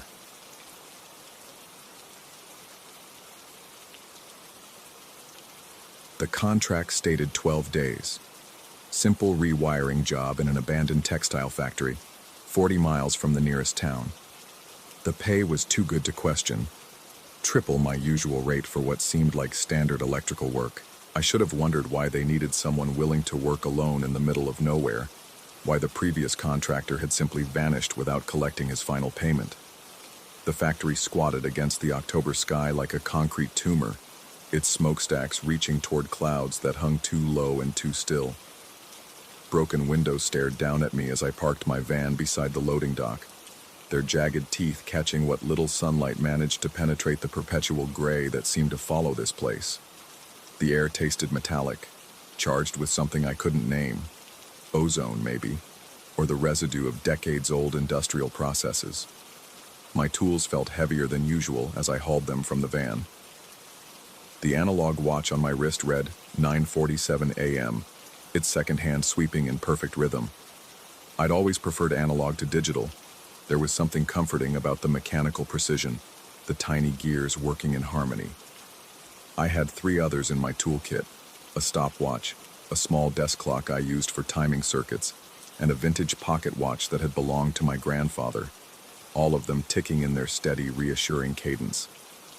The factory door groaned open on hinges that hadn't seen oil in years. Inside, the air was thick and stagnant, filled with the smell of rust, dust, and something else. Something organic and unpleasant that made my sinuses burn. Industrial fluorescence hung dark from the ceiling, and my flashlight beam carved a weak path through the gloom. The main hall stretched before me like the nave of some derelict cathedral. Massive looms sat shrouded in dust sheets, their skeletal frames creating a maze of shadows that shifted with my movement. The electrical panels were mounted along the far wall, their metal doors hanging open like hungry mouths. According to the blueprints, this was where I'd spend most of my time, ripping out the old copper wiring and replacing it with modern cables that could handle the load if they ever decided to resurrect this place. I was 3 steps into the hall when it hit me. The torpor came like a physical weight, pressing down on my shoulders and skull. My legs felt suddenly heavy, as if I were walking through thick water. The flashlight wavered in my grip, its beam dancing across the floor in an unsteady pattern. I stopped, thinking maybe I was just tired from the long drive, or perhaps the stale air was getting to me. But as I stood there, trying to shake off the sudden lethargy, I noticed something that made my blood cool. Silence. Complete, absolute silence, where there should have been the familiar chorus of ticking. I looked down at my wrist. The watch face stared back at me, its hands frozen at 9:47 a.m. The second hand hung motionless between the 9 and 10, as if time itself had simply stopped. I pulled out my other timepieces. The stopwatch, dead. The desk clock, frozen. My grandfather's pocket watch hung open in my palm, its ornate hands locked in place like tiny golden statues. All of them had stopped at exactly the same moment, down to the second. My phone showed 10:23 a.m. 36 minutes. Gone. Just like that. I told myself it was a coincidence. Analog watches were sensitive to electromagnetic fields, and old factories were notorious for having electromagnetic anomalies. Maybe there was some residual charge in the building's metal framework, some quirk of the abandoned electrical system that was interfering with mechanical movements. It was a reasonable explanation. It was the explanation I clung to for the next 4 hours. The work progressed normally enough. I mapped the existing circuits, identified the junction boxes that would need replacement, and began the methodical process of stripping out the old wiring. The copper came away in long, tarnished coils that I piled near the entrance. Standard procedure, nothing unusual, except for the way the shadows seemed to move when I wasn't looking directly at them, except for the way my skin prickled with the constant sensation of being watched, except for the way every analog timepiece I carried continued to malfunction the moment I entered the main hall. By afternoon, I'd developed a routine. I'd work for stretches in the side rooms and smaller spaces, where my watches functioned normally. Then I'd venture into the main hall for the heavy work, always setting my phone's timer before entering, always checking it obsessively to track the missing time. The pattern was consistent. Every time I crossed that threshold, every time I worked in the central space, hours would simply disappear. The first sigil appeared on the 3rd day.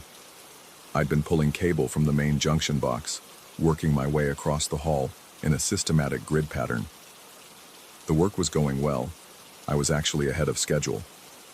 I stepped back to survey my progress and froze.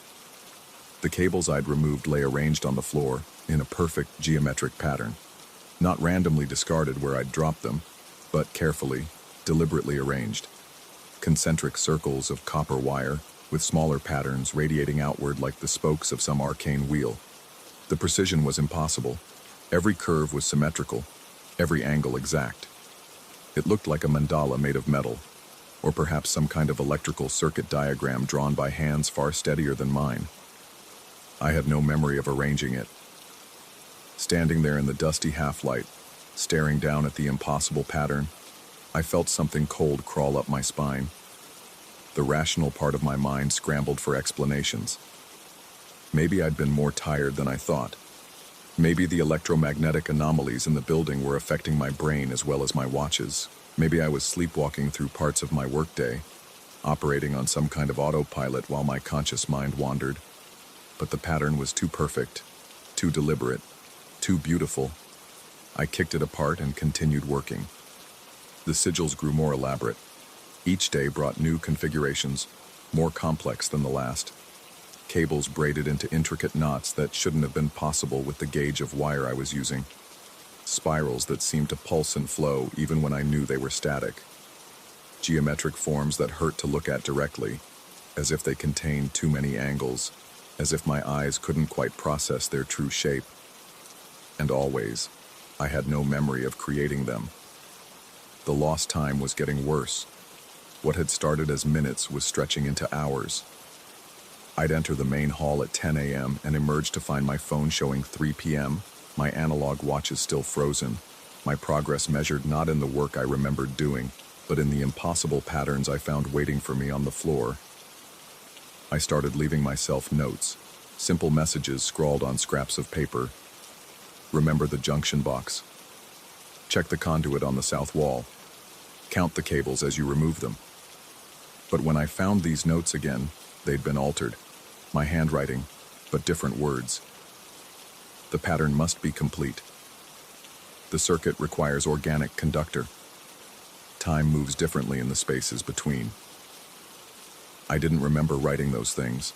By the 7th day, I was actively fighting the urge to flee. The contract specified completion within 12 days, with severe financial penalties for early termination. I needed this job, needed the money, needed the reference for future work. But more than that, I was beginning to suspect that leaving might not be as simple as walking away. The factory was different now. Subtly, impossibly different. Hallways that had been straight were now curved. Rooms I'd mapped carefully seemed to have shifted position. The main hall felt larger, its ceiling higher, its shadows deeper. And through it all, the sense of presence grew stronger. Not malevolent exactly, but hungry, patient, waiting for something. The breakthrough came on the 9th day, when I found the documentation. Hidden behind a loose panel in the foreman's office was a manila folder thick with yellowed papers. Work orders dating back 60 years. Incident reports. Safety violations. And buried among them, a series of technical documents that made my hands shake as I read them. Project synthesis. Electromagnetic life force transference. Biological battery research. The factory hadn't just manufactured textiles. In its final years, it had been the site of something else entirely. Experiments in using human bioelectrical fields to power machinery. Tests to determine whether consciousness itself could be harnessed as an energy source. The reports were clinical, detached, but the implications were horrifying. Dozens of workers had reported temporal displacement events. Equipment had operated without external power sources. And in the final months before the factory's closure, several employees had simply disappeared, not physically, but mentally. Their bodies continued to work, to follow routines, but their minds were elsewhere. Stored, perhaps, converted into another form of energy. The last entry in the folder was a single page, dated 3 days before the factory was officially shuttered. It was signed by someone identified only as Chief Engineer, and it consisted of a single paragraph. The primary harvesting array is now fully operational. Biological subjects entering the main collection chamber experience immediate temporal displacement, while their bioelectrical output is siphoned into the storage matrix. The process appears to be self-sustaining, requiring only occasional feeding to maintain optimal power levels. Recommend permanent installation of apparatus in the main hall flooring. The pattern must be completed. Below the text was a diagram, a perfect reproduction of the sigil I'd been unconsciously creating with the factory's cables. I understood then. The electromagnetic anomalies, the missing time, the impossible patterns, they weren't side effects of some long-dead industrial process. They were features.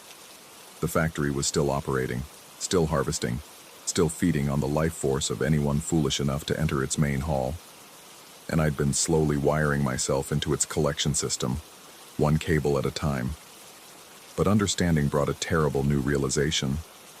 As I sat in that dusty office, the folder trembling in my hands, I became aware of a fundamental wrongness in my perception. The shadows weren't just moving at the edges of my vision, they were moving through me. The feeling of being watched wasn't paranoia, it was recognition. Something was looking out through my eyes, thinking with my thoughts, moving my hands when my conscious mind was elsewhere. How long had it been since I'd made a decision that was truly my own? I checked my phone. 11:47 p.m. I had no memory of the day passing.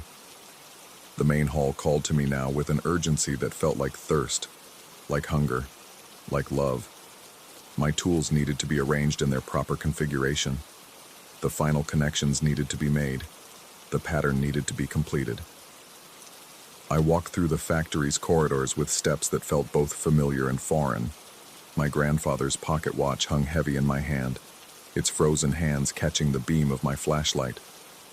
The main hall stretched before me, vast and welcoming, filled with shadows that moved in rhythm with my heartbeat. The cables were waiting. They formed a spiral now, perfect and complete, radiating outward from the center of the room in mathematical precision. Copper wire braided with patterns that seemed to pulse with their own inner light. I could see how it all fit together, how each strand connected to the next in an endless loop of conduction and collection. All it needed was the final component. I knelt at the center of the sigil and placed my grandfather's watch carefully among the copper coils. The metal was warm against my fingers, warmer than it should have been. Around me, the factory hummed with barely audible electricity, circuits charging themselves, machinery preparing to wake from its long dormancy. The watch's hands began to move, not forward, backward. The second hand swept counterclockwise, faster and faster, unwinding the minutes and hours it had accumulated over decades of faithful service. As it moved, I felt something vital flowing out of me, drawn away by invisible currents that followed the copper pathways carved into the floor. My own time, flowing backward into the machine. I tried to stand, tried to break away from the pattern, but my body wouldn't obey. Or perhaps it was obeying, just not me. My hands moved with practiced efficiency, connecting the final cables, completing circuits that existed in dimensions I couldn't quite perceive. The sigil pulsed brighter, its electromagnetic field strengthening with each new connection. Through the factory's broken windows, I could see my van parked beside the loading dock. I could see myself arriving that first morning, tools in hand, ready to tackle a simple rewiring job. I could see myself leaving in 3 days' time, the contract completed, payment collected, another satisfied customer. I could see the next contractor arriving the following week. The temporal loop was perfect, self-sustaining, powered by the accumulated life force of everyone who entered its sphere of influence. We were all here, all of us who had come to fix the factory's electrical systems. We were the electrical system now, our consciousness converted into current, our memories transformed into the patterns that kept the machine running. Somewhere in the distance, I heard my phone ringing. The caller ID would show my wife's number, I knew. She'd be wondering why I hadn't called, why I was running late, when I'd be coming home. In a few hours, she'd call the police. In a few days, they'd find my van abandoned beside the loading dock, my tools scattered across the factory floor, no sign of where I'd gone. But I hadn't gone anywhere. I was exactly where I was supposed to be. The watch's hands stopped moving, frozen once again at 9:47 a.m. Around me, the copper sigil hummed with satisfied electricity, fed and full and ready to wait for the next contractor, the next source of biological power to keep its ancient circuits alive. In 3 days, I would pack my tools and drive away, just as the contract specified. I would return home to my wife, collect my payment, and recommend the job to a colleague who needed the work. The factory would be properly rewired, its electrical systems upgraded and fully functional. And sometimes, late at night, I would find myself arranging copper wire into spirals on my workbench, my hands moving with mechanical precision, while my mind wandered through electromagnetic dreams of a place that existed somewhere between time and current, between flesh and circuitry, between the tick of an analog watch and the infinite moment between seconds. The pattern must be completed. It always is. Story 8. The first black cat appeared on a Tuesday, 3 weeks after I buried my mother. I was closing up Esperanza, the restaurant I'd poured my soul into for the past 8 years, when I spotted it through the rain-streaked window. A sleek shadow perched on the brick ledge outside, yellow eyes fixed on me with an intensity that made my skin crawl. The cat remained motionless as I locked the front door, its gaze following my every movement through the glass. What unsettled me wasn't the cat itself. Downtown had its share of strays, but the timing. That afternoon, I'd prepared mole poblano for the first time since Mom's funeral, following her handwritten recipe card with its coffee-stained margins and faded ink.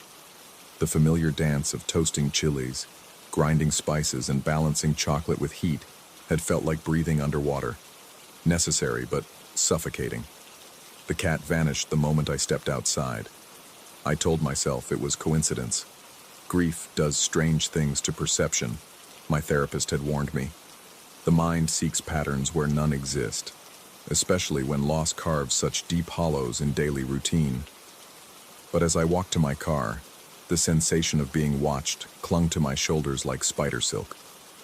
The rain started the next time I attempted one of her recipes.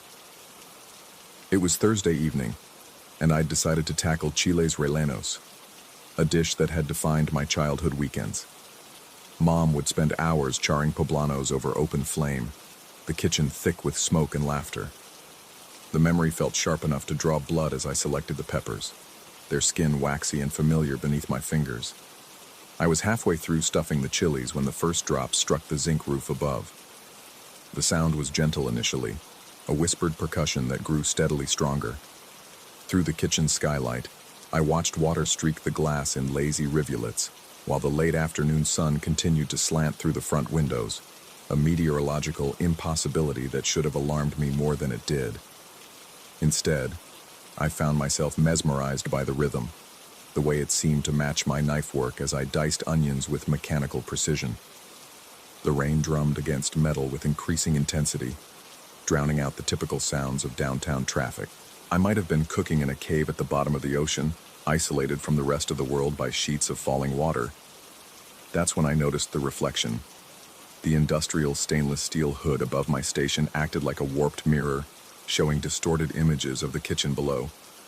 But as I glanced up while seasoning the filling, I caught sight of another figure moving behind me, a shorter silhouette that stirred something at a burner I wasn't using. My hand froze halfway to the salt. When I spun around, the kitchen was empty, except for the gentle hiss of oil in my pan.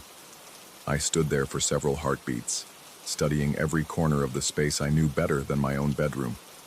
Nothing moved except steam rising from my workstation, and shadows shifting as clouds passed overhead. Normal clouds, I realized, not the localized storm system that had been pounding my roof. The rain had stopped. Through the front windows, the street was bone dry. Sleep became elusive after that. I'd lie in my apartment above the restaurant listening for sounds from the kitchen below. The soft whoosh of gas igniting, the whisper of knife against cutting board, the subtle creak of cabinet doors opening.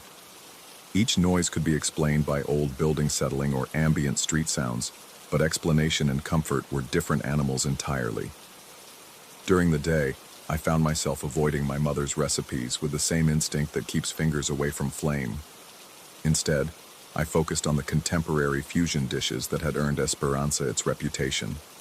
Customers complimented the innovation, the unexpected flavor profiles that set us apart from other restaurants in the district. They had no idea their chef was afraid of his own menu, but avoidance only works until it doesn't. The request came from a regular customer, Mrs. Chen, who'd been dining with us twice weekly since we opened. She'd heard through some mysterious neighborhood network that I occasionally prepared traditional Mexican dishes, family recipes passed down through generations. Could I possibly make pozole rojo for her anniversary dinner next week? Her late husband had raved about a similar dish from his travels to Guadalajara decades ago. The weight of expectation settled on my chest like a lead blanket. Mrs. Chen had never asked for anything special, had always been content with our regular offerings. How could I explain that certain recipes had become forbidden territory? that preparing them invited presences I couldn't understand or control. I heard myself agreeing before rational thought could intervene. The preparation began at dawn. I'd arrived early to give myself time, hoping daylight would offer protection from whatever had been manifesting in evening shadows. The dried chilies needed toasting first, guajillo and ancho primarily, with a touch of chipotle for depth. As I worked them in the dry pan, their earthy perfume filled the kitchen with memories so vivid I could almost hear my mother's voice explaining the proper color of toasted skin. Not too dark, mijo. You want them to release their oils, not their bitterness. My hands moved with muscle memory older than conscious thought, guided by lessons absorbed through observation rather than instruction. This was how she'd taught me, not through formal recipes but through presence, through the shared language of heat and seasoning that requires no translation. The first black cat appeared as I began grinding the toasted chiles. It sat outside the service entrance, perfectly still except for the slow blink of golden eyes. Unlike the previous encounters, this one seemed patient, as if it had all the time in the world to watch me work. A second cat joined it moments later, then a third. They arranged themselves in a loose semicircle, silent sentinels that transformed my kitchen's back door into something resembling an altar. The rain began shortly after. This time, I was ready for it. I climbed onto the prep counter and pressed my face against the skylight, confirming what I already knew. Water fell only on this building, creating a precise boundary that defied meteorology. The neighboring structures remained dry under clear skies while my restaurant existed within its own private storm system. I should have been terrified. Instead, I felt oddly comforted, as if the rain were a familiar embrace rather than an impossibility. The sound provided rhythm for my work as I built the complex layers of flavor that would define the pozole: pork shoulder braised until it fell apart, hominy kernels plump with absorbed broth, the deep red sauce that transformed simple ingredients into something approaching magic. The reflection appeared while I was adjusting seasoning. I'd been tasting the broth, adding salt and oregano in increments, when movement in the steel surface caught my peripheral vision. The figure was clearer this time, unmistakably feminine, shorter than my own 6-foot frame, with silver-streaked hair pulled back in the style my mother had favored during her later years. She moved with purpose, stirring something in a pot that didn't exist in my reality. Her motions were familiar, the particular way she'd held a spoon, the gentle circular pattern she'd used to incorporate spices without creating turbulence. I recognized the slight forward lean of her shoulders, the unconscious swaying that had always accompanied her cooking. "Mom?" The word escaped before I could stop it. The reflection paused, the figure's head turning slightly as if acknowledging my presence. For one impossible moment, our eyes met through the warped surface of stainless steel, hers dark and knowing, filled with an urgency I couldn't interpret. Then she raised one translucent finger and pointed toward the stove. I followed her gesture to find my pozole beginning to scorch. In my fascination with the reflection, I'd forgotten to stir. I lurched forward, frantically mixing the contents, but it was too late. The bottom layer had caramelized beyond redemption, leaving a bitter undertone that no amount of correction could mask. When I looked back at the steel surface, it showed only my own face, drawn and pale, eyes wide with something between fear and longing. Mrs. Chen accepted my apology with the grace of someone who'd weathered far worse disappointments than ruined anniversary dinners. I offered to prepare something else, anything from our regular menu, but she declined with gentle firmness. Perhaps another time, she suggested, when I felt more confident with family recipes. The kindness in her tone cut deeper than anger would have. That night, I sat in the dining room after closing, surrounded by empty tables and my own failure. The cats had dispersed when the rain stopped, leaving no trace of their vigil except the persistent sense that I'd missed something crucial. The reflection hadn't reappeared since the pozole disaster, but I could feel potential presence hovering at the edges of perception, like heat shimmer on summer pavement. I pulled out my phone and scrolled through photos from my mother's last months, when cancer had stolen her appetite, but not her passion for feeding others. In one image, she stood in this very kitchen during a surprise visit, hands gesturing as she explained some technique I'd been struggling with. Her expression carried the patient intensity of someone passing down not just recipes but entire worlds of knowledge. "What are you trying to tell me?" I wondered, staring at her captured smile. The answer came, not in words but in sudden understanding, a clarity so sharp it left me breathless. She wasn't haunting the kitchen. She was completing it. Every reflection, every impossible storm, every watchful cat had been attempts at correction, guidance offered from whatever realm she now inhabited. The pozole had failed not because of supernatural interference but because I'd forgotten her most important lesson. Cooking with heart requires complete presence. I'd been so focused on the phenomenon of her appearance that I'd neglected the food itself, the sacred act of transformation that had always been our shared language. I began again the next morning. This time I embraced the ritual completely. I lit a candle at the prep station, something she'd done during important meals, and spoke to the empty kitchen as I worked, describing each step as if she were learning beside me, rather than teaching from beyond. The cats returned, but I welcomed them as witnesses rather than omens. The rain drummed its familiar rhythm, and I let it guide my movements instead of questioning its impossibility. The reflection appeared as I built the sauce, but now I understood what I was seeing. Not a ghost in the traditional sense, but memory made manifest through love and longing. She moved in perfect synchronization with my actions, her ghostly hands mirroring mine as we prepared the dish together across the boundary between worlds. When she pointed this time, it was toward the oregano, a gentle reminder that I'd been heavy-handed with the herb during my previous attempt. I adjusted accordingly, tasting as I went, building layers of flavor with the patience she'd tried to teach me for decades. The pozole emerged perfect, rich and complex, with heat that warmed rather than burned. I ladled a portion into a bowl and set it at the altar-like arrangement outside, where the cats waited with supernatural patience. They approached cautiously, sniffing the offering before settling into a loose circle around the bowl. As they ate, the rain gradually diminished to a whisper, then stopped entirely. The reflection faded from the stainless steel surfaces until only my own image remained. But for the first time since her death, I didn't feel alone in the kitchen. Mrs. Chen returned the following week, though she didn't request pozole.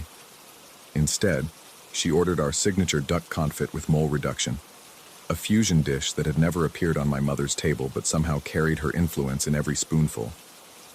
As I plated the dish, I caught a brief glimpse of approval in the steel hood's surface, a subtle nod that warmed me more than any five-star review. The cats still appear when I prepare her recipes, though less frequently now.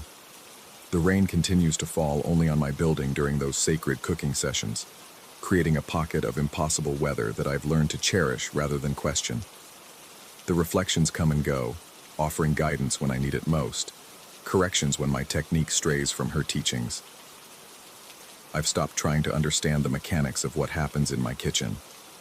Some phenomena exist beyond the reach of rational explanation, rooted in forces deeper than science can measure. Love, loss, the unbreakable bonds between teacher and student. These create their own physics, their own natural laws.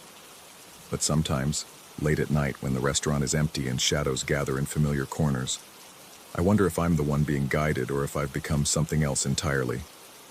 The line between chef and medium has blurred beyond recognition, and I'm no longer certain where my intentions end and her influence begins.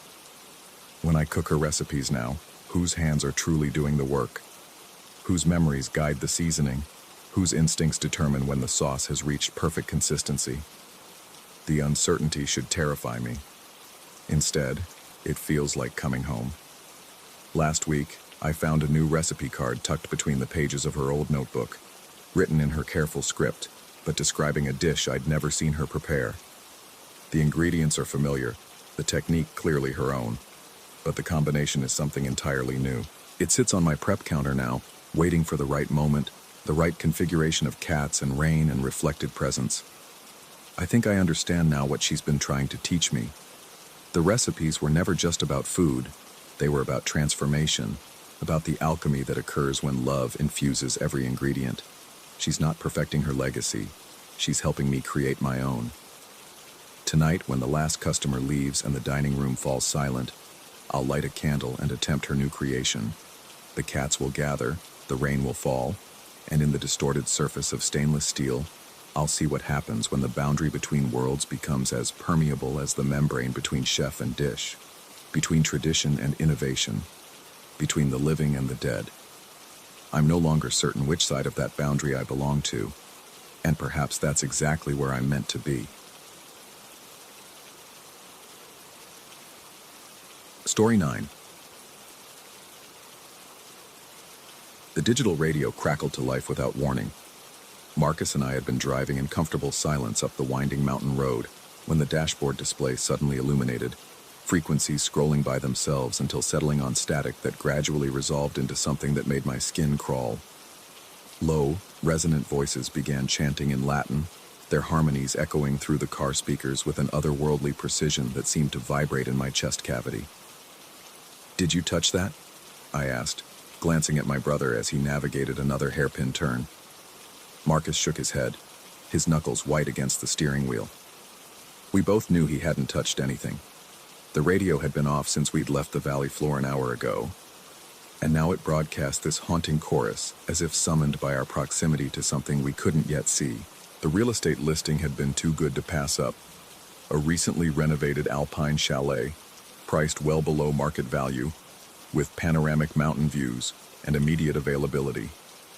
Our property investment business had thrived on exactly these kinds of opportunities.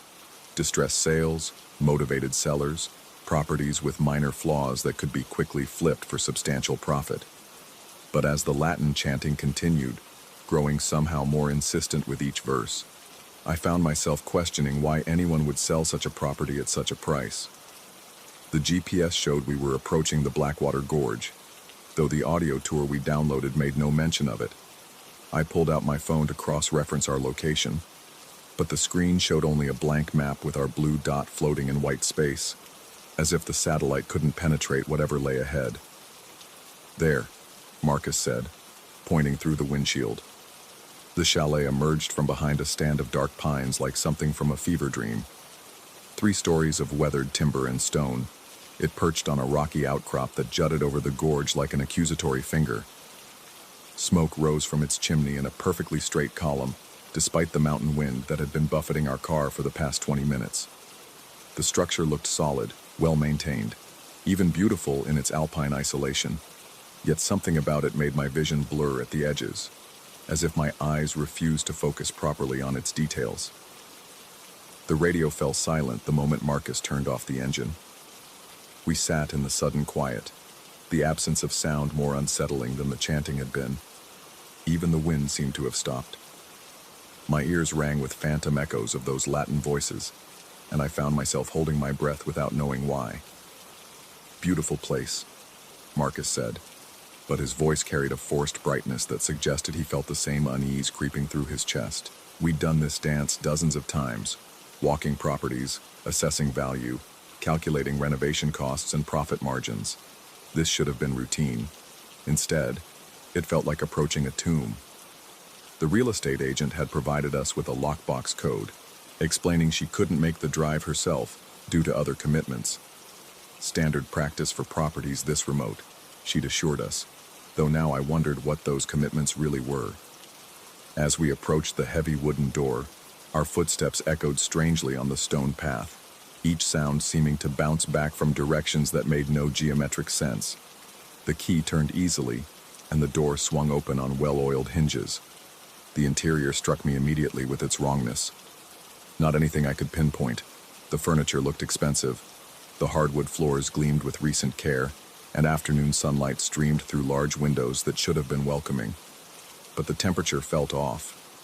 Despite the smoke we'd seen rising from the chimney, despite the fire that crackled visibly in the stone hearth, the air held a bone-deep chill that made me zip my jacket higher.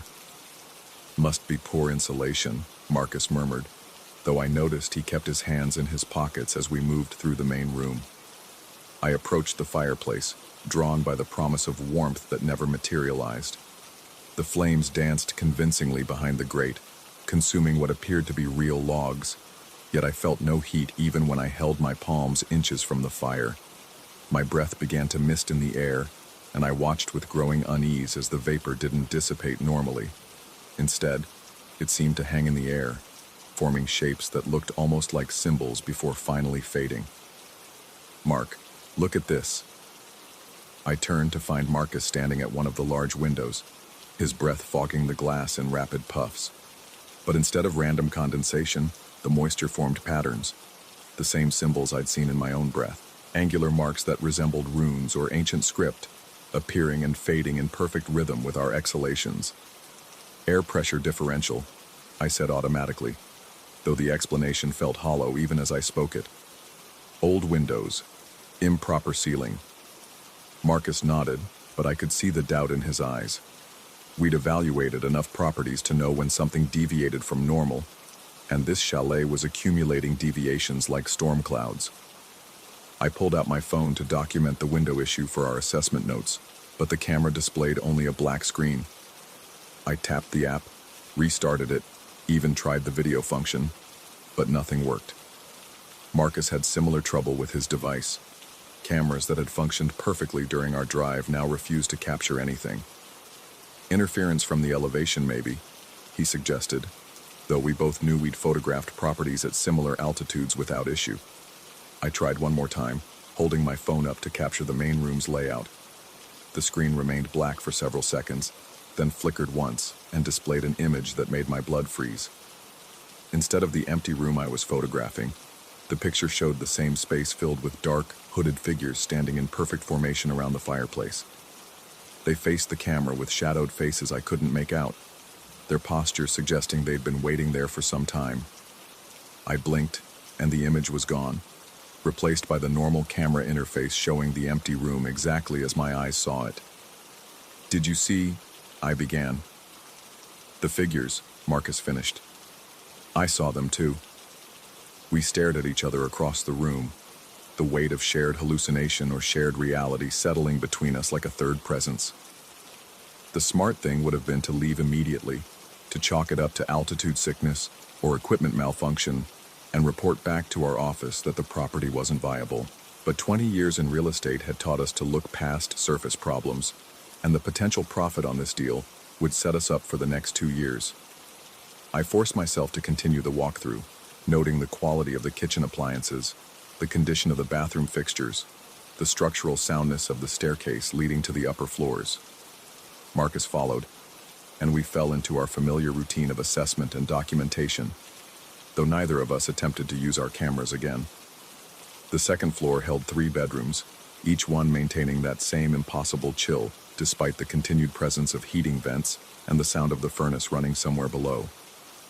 In the master bedroom, I noticed that the windows showed the same symbol-forming condensation, and when I spoke aloud to test the acoustics, my voice seemed to echo back with additional harmonics I hadn't produced. "The seller really wants to move this property," Marcus said as we climbed to the 3rd floor, which housed a single large room under the peaked roof. "Price reduction twice in the last month according to the listing history." "Motivated seller's good for us," I replied, though I was beginning to understand why the price kept dropping. The 3rd floor room appeared to serve as a combination library and study, with built-in bookshelves lining 3 walls and a large desk positioned near the single dormer window. But it was the 4th wall that captured my attention. Where I expected more shelves or perhaps artwork, instead I found what looked like architectural plans mounted in frames, dozens of them showing detailed layouts of the chalet from every possible angle. I approached for a closer look and felt my stomach clench. The plans weren't for renovation or expansion. They were detailed maps of sound propagation, showing how voices would carry throughout the structure, how harmonies would resonate in specific rooms, how a group of singers positioned strategically throughout the building could create perfect acoustic alignment. "Marcus," I called, but when I turned around, he wasn't there. His footsteps echoed from somewhere below, moving through the house with purpose, though I hadn't heard him leave the room. I called again, louder this time, and received only my own voice bouncing back with those strange additional harmonics that seemed to form words in a language I didn't recognize. I descended quickly, finding Marcus in the main room, standing exactly where those hooded figures had appeared in my camera's image. He faced the fireplace with an expression of vacant concentration, and when he spoke, his voice carried an odd resonance. "We should make an offer," he said without turning around. "Full asking price. Today." "Marcus, we haven't finished the assessment. We haven't checked the foundation, the electrical, the acoustics are perfect," he interrupted. And now he did turn to face me. His eyes held an intensity I'd never seen before, a focus that seemed directed at something just beyond my left shoulder. "Can't you hear it? The house is designed for voices, for a choir." The temperature dropped another 10 degrees, and our breath now formed visible clouds with every word. But Marcus didn't seem to notice the cold. He pulled out his phone, the same device that had refused to work moments earlier, and began typing rapidly. "I'm sending the offer now. The seller will accept. They always accept." "Always?" I asked. "Marcus, this is the first time we've seen this property." He looked at me with confusion that seemed genuine, as if I'd said something incomprehensible. "We've been here before. We come here every time. Don't you remember the songs?" Outside, the wind returned with sudden violence, rattling the windows and sending debris against the glass with sharp, irregular percussion. But beneath that natural sound, I began to detect something else. Distant voices carrying on the air, growing slowly closer. The same Latin chanting we'd heard on the radio, but now it seemed to surround the house, rising from the gorge below and descending from the peaks above. Marcus smiled, the expression transforming his familiar features into something I barely recognized. "They're welcoming us back." I grabbed his arm, feeling how unnaturally cold his skin had become even through his jacket. "We're leaving. Now." But as I pulled him toward the door, I realized the chanting wasn't coming from outside anymore. It was coming from within the house itself, from the walls, from the floorboards, from the very air around us. Voices that seemed to emerge from every surface, building in harmony and volume, until the sound became a physical presence that pressed against my eardrums and made my vision swim. Marcus pulled free of my grip with surprising strength. "You can't leave," he said, and his voice now perfectly matched the pitch and rhythm of the invisible choir. "Not until you've added your voice to ours." I stumbled backward, my mind reeling between rational explanations and the evidence of my senses. Carbon monoxide poisoning could cause hallucinations. Altitude sickness could affect judgment. Old houses could have acoustic anomalies that created unsettling sound effects. But none of those explanations accounted for the way Marcus moved now, with fluid grace that didn't match his usual careful gait, or how his breath no longer formed visible vapor despite the Arctic temperature that had me shivering violently. The front door stood open. When had that happened? But beyond the threshold lay not the mountain path we'd climbed, but an endless corridor filled with the same hooded figures I'd seen in my camera. They stood in perfect rows, their faces still hidden in shadow, their mouths moving in silent formation that somehow produced the overwhelming chorus filling the house. I spun around, seeking another exit, but found myself facing Marcus, and an identical figure standing beside him, myself, wearing the same vacant smile, the same two bright eyes. This other version of me opened its mouth and added a new harmonic line to the ongoing chant, a deep baritone that I recognized as my own voice despite never having produced those sounds. "The property evaluation is complete," Marcus said, holding up his phone to show a submitted offer form. "Purchase price accepted, closing scheduled for tomorrow." "We can't close tomorrow," I protested. "There are inspections, financing, legal reviews." "The house provides everything we need," the other me said. And I felt my own mouth beginning to move in the same rhythm, my vocal cords vibrating with sounds I didn't intend to make. "The house has always provided everything we need." The Latin words began forming on my lips without conscious thought, as if I'd known them my entire life and was simply remembering rather than learning. Around me, the hooded figures materialized more clearly, and I could see they wore business suits beneath their hoods, real estate investors like us, who had come to assess the property and remain to become part of its eternal choir. Some part of my mind that still functioned rationally understood that I was experiencing some form of breakdown. Stress-induced psychosis, perhaps, or exposure to environmental toxins. The smart thing would be to seek medical attention, to report the gas leak or mold contamination that was clearly affecting my brain chemistry. But that rational voice grew fainter with each passing moment, overwhelmed by the perfect harmonies filling my consciousness and the warm sense of belonging that spread through my chest as my voice joined the eternal song. Marcus handed me a pen and a contract I didn't remember seeing before. "Just sign here," he said, "and here, and here." I looked down at the paperwork, but the words seemed to shift and blur, rearranging themselves into the same symbols that had appeared in our breath on the windows. My signature flowed onto the pages with handwriting I didn't recognize, though the pen felt familiar in my grip. "Welcome home," said a voice that might have been Marcus, or myself, or the house itself speaking through us all. Outside, another car approached on the mountain road, its radio crackling to life as it entered the reception range of our perpetual broadcast. Through the window, I watched two new figures climb toward the front door, investors undoubtedly, drawn by the promising listing and competitive price. I moved to take my position among the welcoming committee, my voice now perfectly synchronized with the eternal chorus, ready to help guide these new arrivals through their property evaluation. After all, the acoustics really were perfect, and motivated sellers always made the best deals. The only question that remained, echoing faintly in whatever corner of my consciousness still resisted the harmonious logic of this place, was whether I had ever really been anyone other than a voice in this choir, or if Marcus and I had simply been the latest additions to a song that had been playing in these mountains far longer than any property records could document. But that question, like all the others that had brought us here, dissolved into irrelevance as the new investors crossed the threshold, and the ancient song welcomed them home.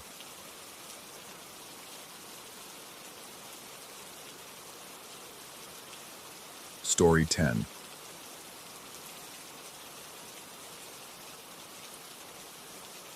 The hiss was always there first, not the clean, predictable static of properly functioning equipment, but something organic, breathing through the console's guts like a living thing settling into warm circuitry. I'd been mixing at Vintage Valley Studios for 3 weeks when I first noticed how the background noise seemed to pulse with its own rhythm, especially during those dead hours between 2 and 4 a.m., when the city's electromagnetic interference dropped to nearly nothing. The studio had been shuttered since 1987, gathering dust and reputation like some audio archaeology project. When the new owners hired me to restore the vintage Neve 8068 console and bring the old analog charm back to life, I figured it would be straightforward work. Clean the faders, replace the worn potentiometers, calibrate the VU meters. Standard restoration mixed with the kind of night shifts that paid well enough to ignore the building's reputation for eating sound engineers. But analog equipment holds memory differently than digital.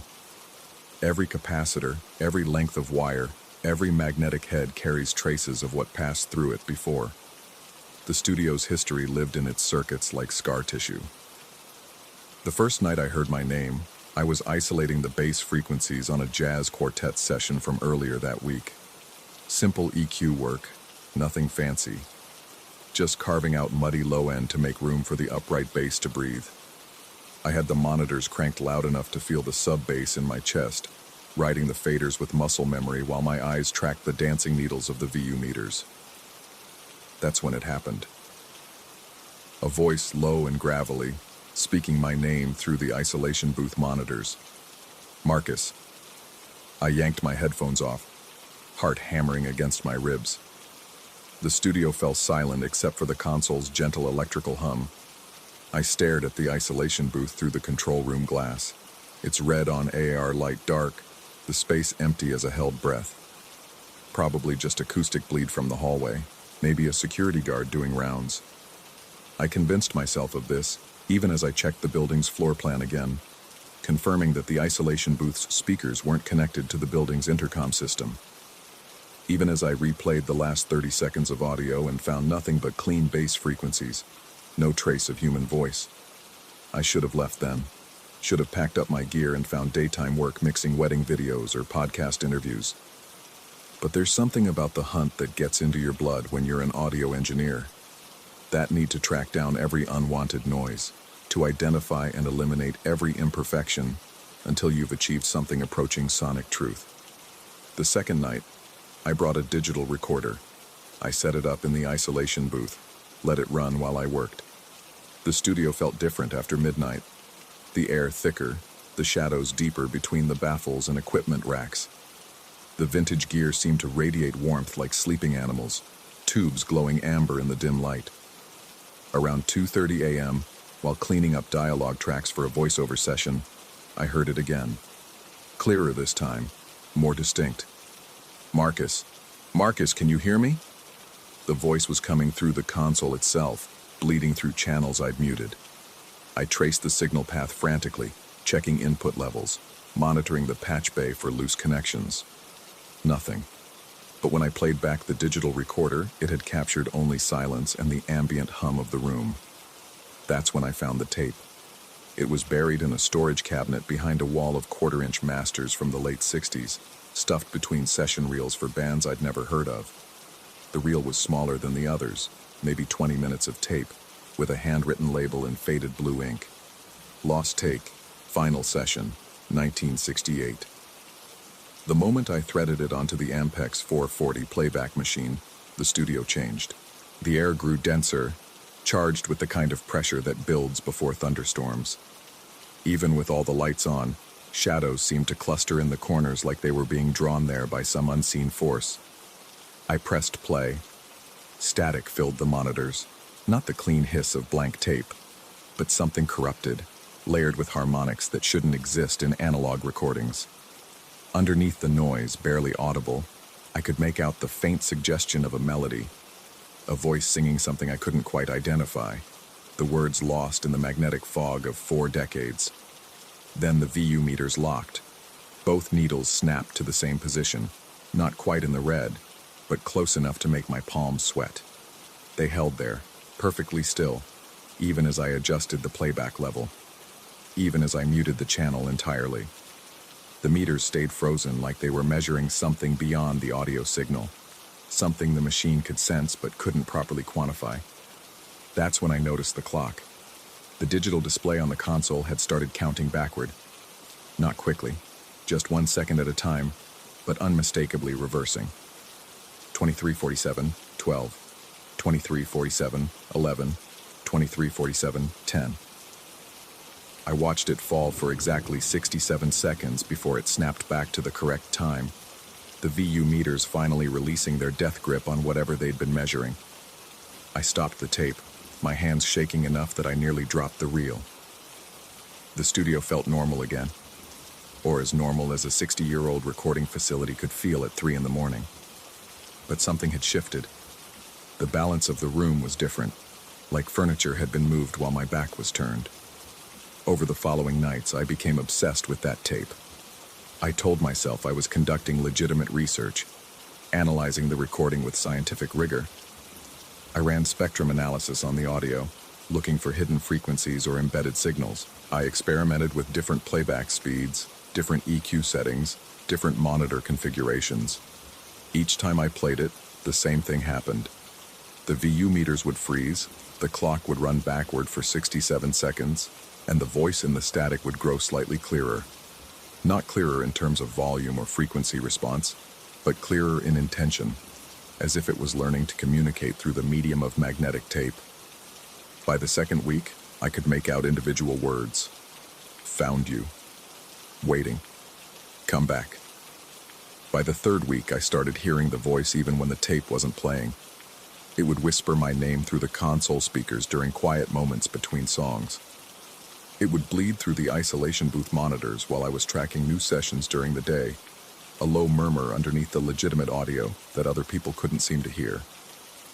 When I asked the vocalist if he'd heard anything unusual during his session, he just looked at me with the kind of polite concern reserved for people who might be losing their grip. I started staying later, arriving earlier. The studio became my entire world, a self-contained universe of knobs and faders and glowing tubes. I brought a sleeping bag and set up a makeshift bed behind the mixing console. Why go home when all the answers were here, hidden in the circuits and magnetic fields of vintage equipment that had been recording human voices for longer than I'd been alive? The tape was teaching me things, not through words, but through the experience of playing it back.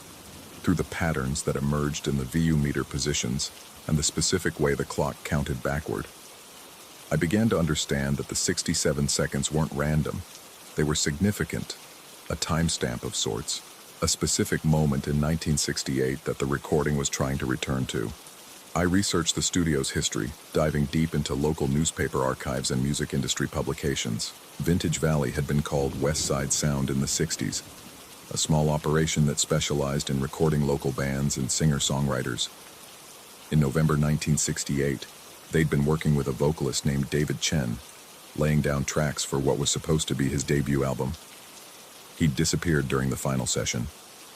Not dramatically, no signs of struggle, no ransom notes.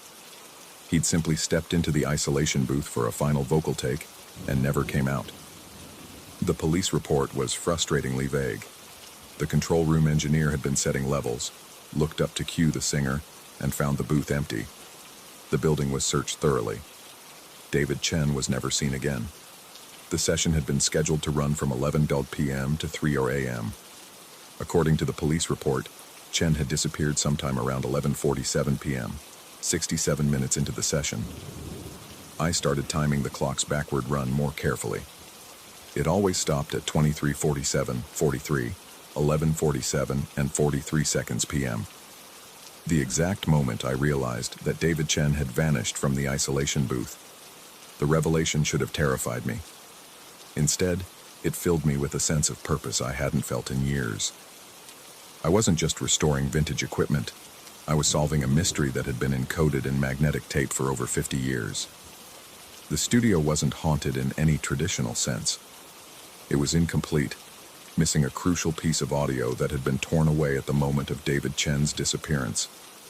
I began experimenting with the isolation booth itself, setting up microphones and recording my own voice while the mysterious tape played in the background. The results were immediately unsettling. My voice would develop strange harmonics, doubling effects that weren't coming from any processing equipment. Sometimes, listening back to these recordings, I could swear I heard two voices singing in unison, mine and something else, something that resonated at frequencies human vocal cords shouldn't be able to produce. The night everything changed started like any other. I'd been working on a mix for a local indie band, typical 4-piece arrangement with guitar, bass, drums, and vocals. Nothing experimental, nothing that should have caused problems. But as I isolated the lead vocal track, I heard it again. My name, spoken clearly through the monitors. This time, I was ready. I had every channel monitored, every input mapped, every possible signal path documented. The voice wasn't coming through the microphones. It wasn't bleeding from adjacent tracks. It was emerging from the console itself, generated somewhere in the analog circuitry like the equipment was learning to speak. I queued up the 1968 tape and pressed play, watching the VU meters snap to their familiar positions as the clock began its backward journey. But instead of the usual static and buried melody, I heard something new. The voice was clearer now, almost conversational in tone. "Marcus," it said, and the sound seemed to come from everywhere at once. The monitors, the headphones, the very air in the control room. I've been waiting for someone who could hear me properly, someone who understands how sound works, how it can be preserved and shaped. I should have run. Every instinct screamed at me to shut down the equipment and leave the building. But the engineer in me was fascinated by the technical impossibility of what I was hearing. How was the voice maintaining such consistent levels across different monitoring systems? How was it generating fundamental frequencies below the range of the studio's speakers? "You've been listening," the voice continued, and I realized it was responding to my thoughts as much as my presence. "You've been trying to understand what happened to me. The answer is simpler than you think." The isolation booth's red light flickered on, though I hadn't activated it. Through the control room glass, I could see the space filling with something that wasn't quite shadow and wasn't quite light. A presence that bent the air around it like heat shimmer. "I never left," David Chen's voice explained, and now I could hear it clearly through the booth monitors, as well as the console speakers. "I just got stuck between the playback and the recording, caught in the magnetic field like an echo that can't find its way out." The VU meters were dancing now, showing activity that corresponded to nothing in the actual audio signal. The clock had stopped its backward countdown and was now displaying a series of numbers that looked more like coordinates than time. 67, 47, 43, 67, 47, 44, 67, 47, 45. But you understand, don't you, Marcus? You know how sound works. How voices can be captured and shaped and given new life through the right equipment. I found my own voice, though it sounded strange in the charged air of the control room. What do you want? To finish the session, came the reply, and the presence in the isolation booth grew more distinct. I could almost see a figure now, tall and lean, standing at the vintage microphone I'd restored just weeks earlier. To record the take that got interrupted, but I need something from you first. What? Your voice, Marcus, just temporarily. A few minutes of your vocal cords so I can remember how to make sound in the physical world. You can have them back when we're done. The request sounded reasonable, even logical. I was an engineer, after all. I understood about signal flow and temporary routing. It would be like patching my voice through his effects chain, letting him use my hardware to run his software. A simple technical procedure. I started toward the isolation booth, my hand reaching for the door handle, when some deeper survival instinct finally kicked in. I stopped, paralyzed by the sudden understanding of what I was about to do. The voice in the booth wasn't asking to borrow my vocal cords, it was asking to replace them. To overwrite my voice with its own, the way magnetic tape could be recorded over, erasing what came before. I see you understand, David Chen said, and there was sadness in the static-laden tone. You're smarter than the others. They never figured out what I was offering them. Others? 3 engineers before you, Marcus. Each one heard me calling, each one tried to solve the mystery, but they all made the same mistake in the end. The studio felt different now, charged with an electricity that had nothing to do with the vintage equipment. I could sense other presences in the room. Not visible, but definitely there.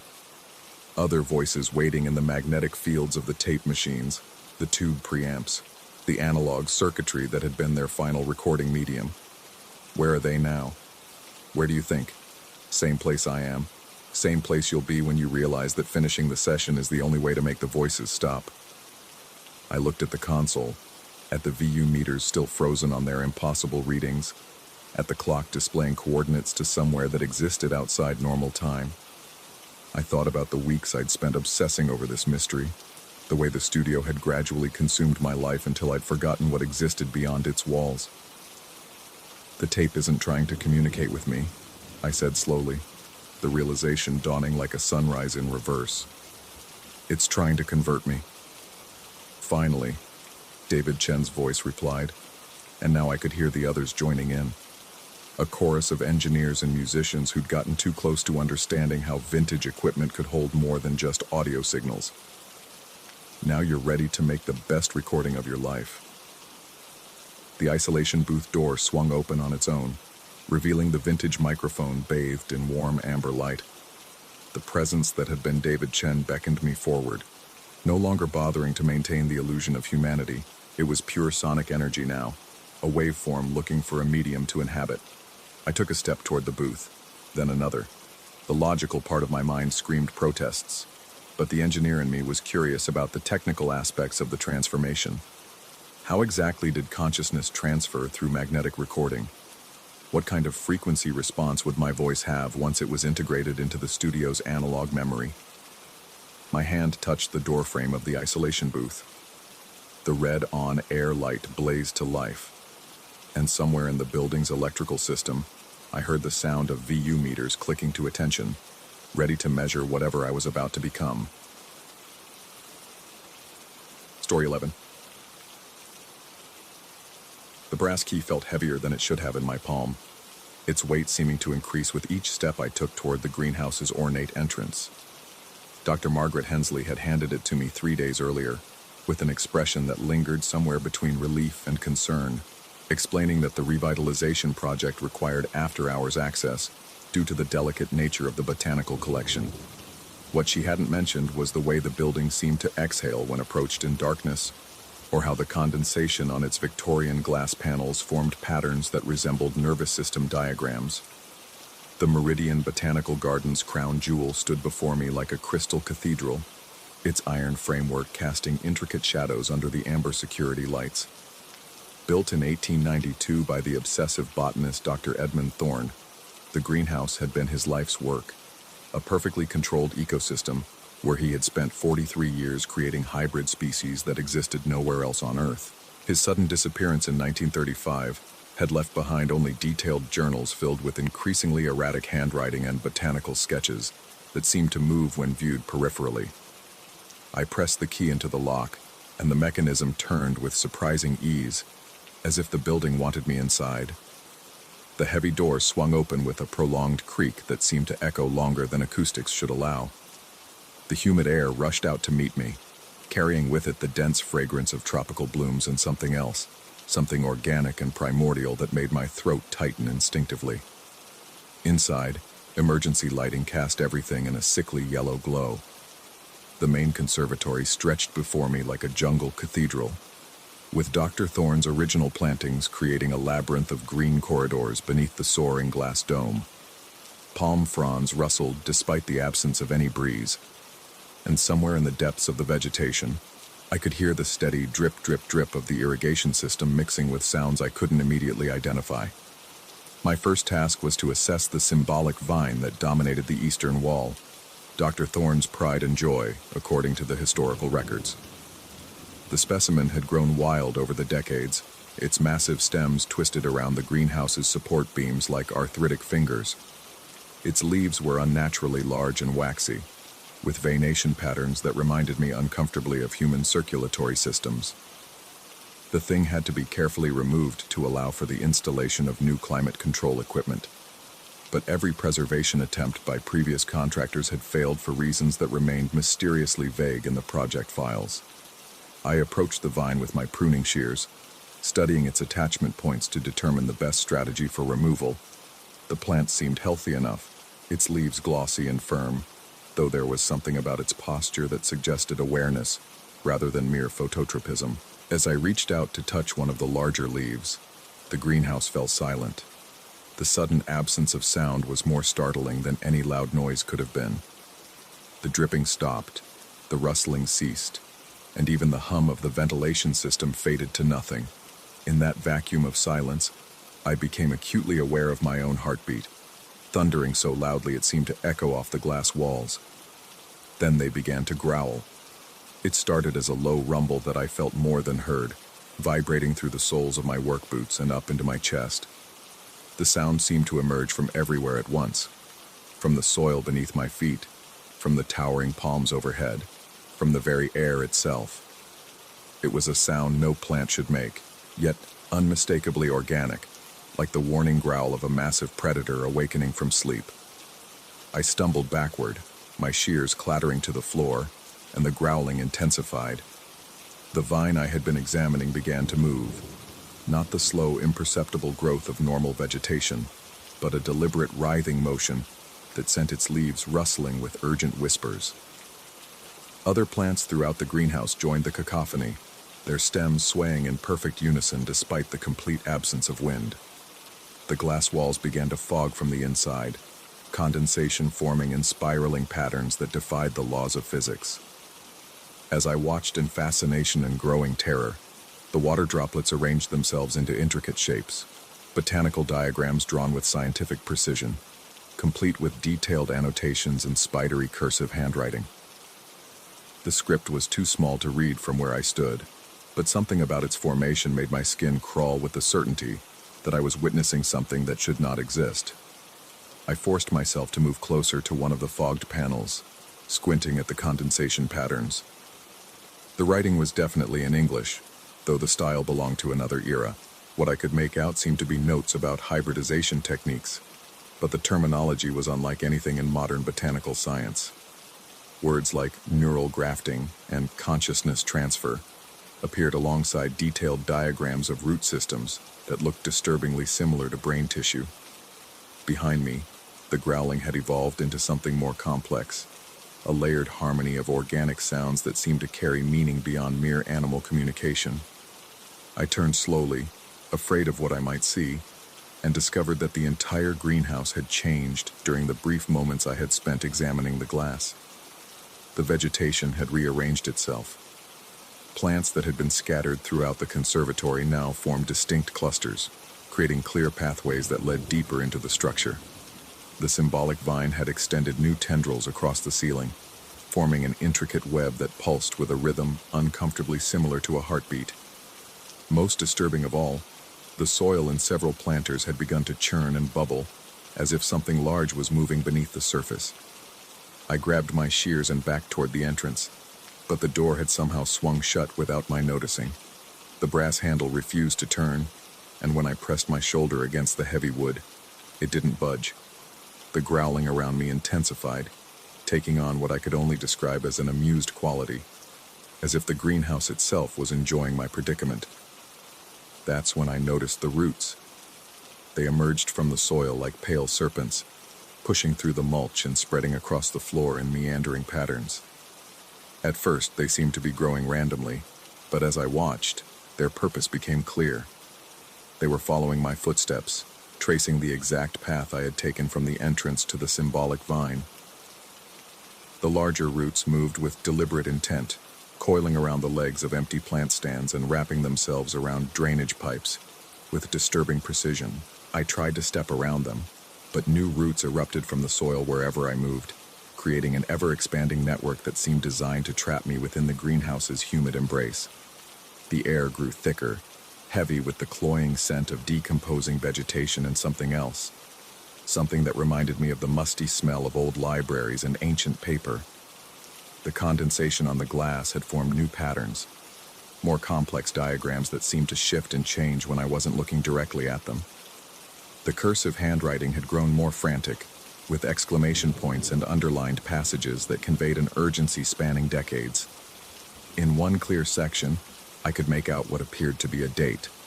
November 15th, 1935. The transference is nearly complete. The year Dr. Thorne had disappeared. I forced myself to think logically, to find a rational explanation for what I was experiencing. Perhaps the greenhouse's climate control system had malfunctioned, creating unusual humidity patterns and optical illusions. The sounds could be explained by old pipes and settling foundations. The moving plants were probably just my imagination, heightened by stress and the eerie atmosphere of working alone in an unfamiliar environment. But the roots were undeniably real, and they were spreading faster now, creating a living carpet that covered most of the floor. Some had grown thick enough to lift sections of paving stones, while others snaked up the walls like green veins, pulsing with a subtle bioluminescence that cast everything in an otherworldly glow. I pulled out my phone to call for help, but the screen showed no signal bars. The electronic device felt strangely warm in my hands, and when I looked at it more closely, I noticed condensation forming beneath the screen protector. Impossible, since the phone had been in my pocket the entire time. The greenhouse had grown warmer, or perhaps I was simply becoming more aware of the oppressive humidity. Sweat dripped from my forehead, mixing with the moisture that seemed to emanate from every surface. The air itself felt thick, and breathing became an effort, as if the atmosphere was being slowly replaced by something more suited to the plants than to human lungs. I decided to try a different approach. If I couldn't leave through the main entrance, perhaps there was another way out. The greenhouse was large enough to have emergency exits, and Dr. Hensley had mentioned service corridors that connected to the main garden buildings. I began working my way around the perimeter, carefully stepping over the expanding root network and trying to ignore the way the plants seemed to track my movement. The symbolic vine had grown even larger, its tendrils now covering most of the eastern wall and spreading across the ceiling like a living canopy. As I passed beneath it, drops of what I initially thought was water fell onto my shoulders. But when I wiped the liquid away, my fingers came back stained with a green substance that smelled strongly of chlorophyll and something else. Something that reminded me of copper pennies and old blood. The condensation patterns on the glass had evolved into a continuous narrative, with new sections appearing faster than I could read them. The handwriting had become increasingly erratic, switching between careful scientific notation and desperate scrawls that looked like the work of someone losing their sanity. In one particularly clear section, I managed to read, "The boundary between consciousness and chlorophyll is thinner than we believed. The specimens have accepted the gift willingly, but they hunger for more complete integration." My heart rate spiked as the implications of those words sank in. Dr. Thorne hadn't simply been experimenting with plant hybridization. He had been trying to achieve something far more ambitious and infinitely more disturbing. The botanical journals in the garden's archives had hinted at unconventional methods, but I had assumed they were simply the product of an eccentric mind working in isolation. The roots beneath my feet had grown so thick that walking became treacherous. They seemed to pulse with their own rhythm, creating a living floor that shifted and moved with each step. Some of the larger specimens had developed what looked like sensory organs, pale bulbous structures that turned to follow my movement like eyes tracking prey. I finally located what appeared to be a service door hidden behind a curtain of hanging vines. The metal handle was so covered in condensation that it slipped in my grip, but after several attempts I managed to turn it. The door opened with a grinding sound that seemed to come from deep within the greenhouse's structure, and I found myself looking into a narrow corridor lined with water pipes and electrical conduits. The passage was darker than the main conservatory, lit only by a few emergency lights that cast shifting shadows on the damp walls. But it offered escape from the increasingly oppressive atmosphere of the greenhouse proper, and I stepped inside without hesitation. The corridor stretched into darkness, and I had only taken a few steps when I heard the service door swing shut behind me. The sound echoed through the narrow space, followed immediately by the soft whisper of growing vegetation. When I turned back, I saw that roots had already begun to sprout through the gaps around the doorframe, sealing my exit with disturbing efficiency. I had no choice but to continue forward, following the corridor as it wound through the building's infrastructure. The pipes around me dripped constantly, creating a steady rhythm that seemed to synchronize with my heartbeat. Occasionally, I could hear sounds from the main greenhouse, the rustling of leaves, the creak of settling wood, and underneath it all, that persistent organic growling that had become the building's new voice. The corridor eventually opened into a small chamber that had clearly been Dr. Thorne's private study. The room was exactly as he had left it in 1935, books stacked on wooden shelves, papers scattered across a heavy desk, and glass cases containing botanical specimens that seemed to glow with their own inner light.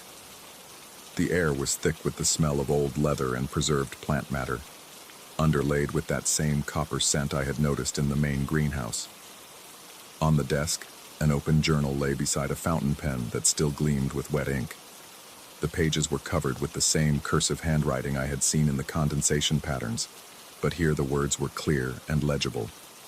The final entry was dated November 15th, 1935, the night Dr. Thorne had disappeared.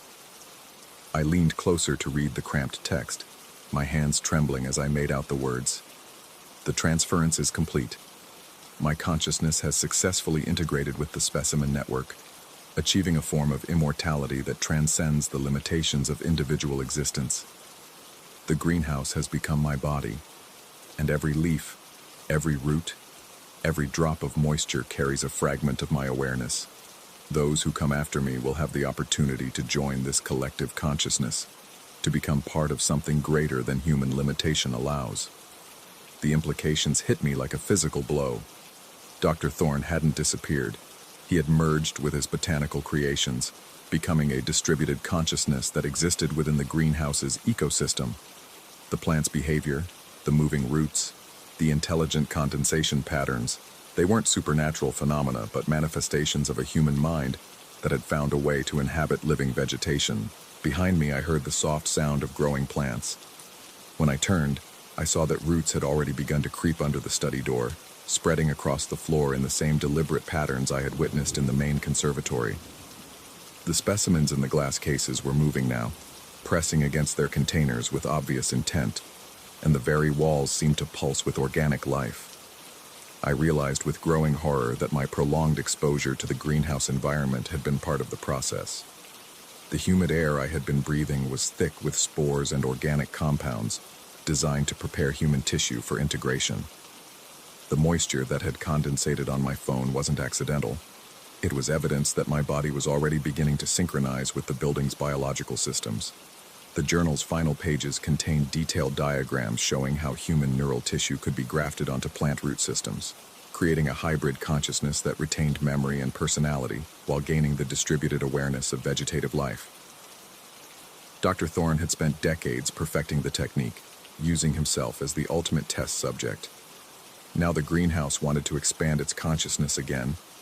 I could feel the change beginning in my extremities, a tingling sensation that started in my fingertips and toes, spreading slowly up my limbs like the growth of new vines. My vision began to shift, colors becoming more vivid while my perception of light and shadow took on new dimensions. The constant humidity no longer felt oppressive, but comforting, like being embraced by something vast and nurturing. Part of me wanted to resist, to fight against the integration process, and maintain my individual humanity. But another part, a growing part, was curious about what lay beyond the limitations of a single biological form.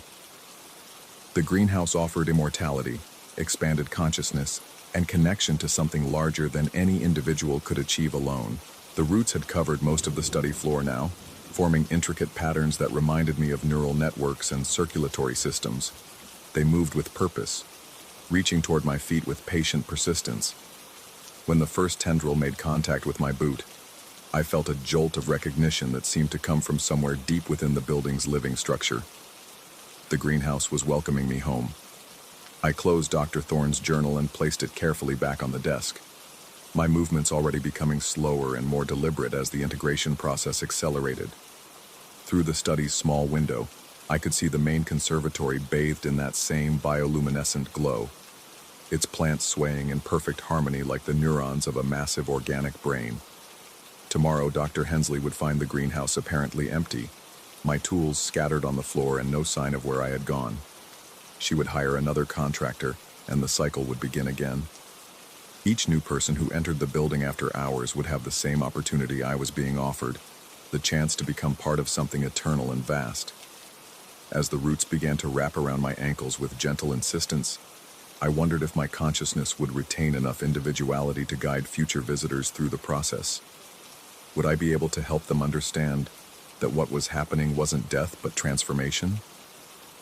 Would I remember enough of my human experience to ease their fear during those final moments of individual existence? The greenhouse pulsed around me like a heartbeat, and I realized that these questions would soon be answered from a perspective far broader than my single human mind could comprehend. Dr. Thorne's consciousness was still there, distributed throughout the building's ecosystem, and soon I would join that collective awareness as more than just memory and instinct. The last sensation I experienced as an individual was the feeling of roots gently penetrating the soles of my boots, seeking the neural pathways that would complete the connection. There was no pain, only a gradual expansion of awareness that stretched beyond the boundaries of my physical form. And in that moment of transformation, I finally understood that the distinction between what was real and what was imagination had always been far less important than I had believed.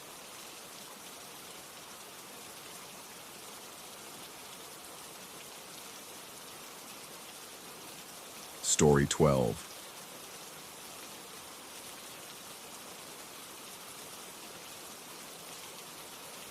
The fluorescent lights in the basement depot hummed with the persistence of hungry insects, casting everything in a sickly yellow glow that made my skin look jaundiced in the reflection of the scanner's glass surface. I'd been working alone down here for 3 weeks now, digitizing centuries-old manuscripts that hadn't seen daylight since before I was born. The National Library's basement felt like a tomb, appropriate, considering most of the authors whose words I was preserving had been dead for longer than my hometown had existed. My name is Marcus Chen, and at 29, I thought I'd found the perfect job. Quiet, methodical work, with historical documents, decent pay, and the kind of solitude that let me focus without the constant chatter of office environments. The head librarian, Ms. Hartwell, had been apologetic about the working conditions when she'd shown me down here on my first day. The elevator descended past the main library floors, past the administrative levels, down to what felt like the building's buried secrets. "It's not ideal," she'd said, her voice echoing off the concrete walls as we walked past rows of climate-controlled storage units. But these manuscripts are too fragile for the regular digitization department upstairs. They need specialized handling, and frankly, we need someone with your archival background who won't mind the isolation. The depot stretched further than I'd initially realized. A maze of narrow corridors lined with metal shelving units that disappeared into shadows beyond the reach of the overhead lighting. The air conditioning system maintained a constant, dry whisper that became white noise after the first few days, punctuated only by the occasional groan of the building's old bones settling above us. My workstation occupied a corner space that had been carved out between two towering shelving units. The scanner was professional grade, designed specifically for delicate materials, and the computer setup was more advanced than I'd expected for such a secluded operation. A single desk lamp provided additional lighting, creating a small pool of warmth in the otherwise sterile environment. The manuscripts themselves were fascinating. Personal letters from Revolutionary War soldiers, diary entries from Civil War nurses, ship logs from 19th century merchant vessels. Each document told a fragment of someone's story, preserved in fading ink and yellowed paper that crackled softly under my careful handling. I wore cotton gloves to protect the materials, and my movements had become ritualistic in their precision. Lift, position, scan, turn, repeat. It was on a Thursday evening, 3 weeks into the assignment, that I first noticed something unusual in the digital files. I'd stayed late to finish a particularly challenging collection of water-damaged letters, and the building had grown quieter than usual. Even the air conditioning seemed to whisper more softly, as if the entire structure was holding its breath. I was reviewing the day's scans on my monitor when I opened a PDF that made my heart skip. The page displayed on screen showed text I didn't remember scanning, words arranged in neat paragraphs that looked like diary entries. But it wasn't the formatting that disturbed me. It was the content. March 15th. Today I received the promotion at the bank. Sarah was so excited when I called her with the news.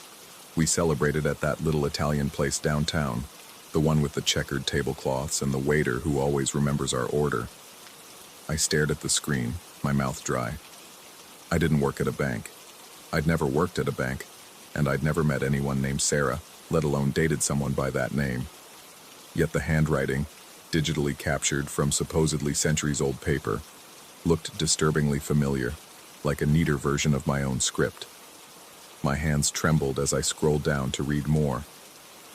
March 22nd. The apartment viewing went well. Sarah thinks the place on Elm Street has good bones, though it needs work.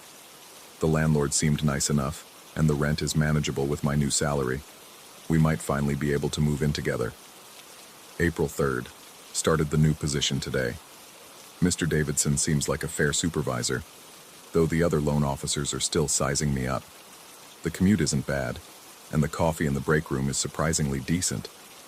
The entries continued for several pages, detailing a life that felt simultaneously foreign and intimate.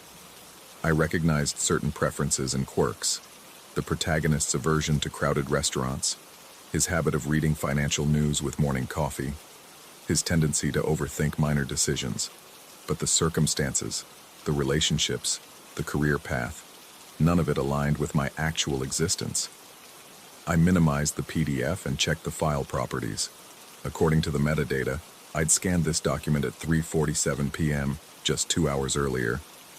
I distinctly remembered working on a collection of ship manifests during that time period, not personal diary entries.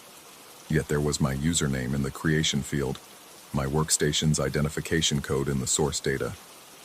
A chill settled over my shoulders like a damp blanket. I saved my work and shut down the computer, suddenly eager to leave the depot's oppressive atmosphere.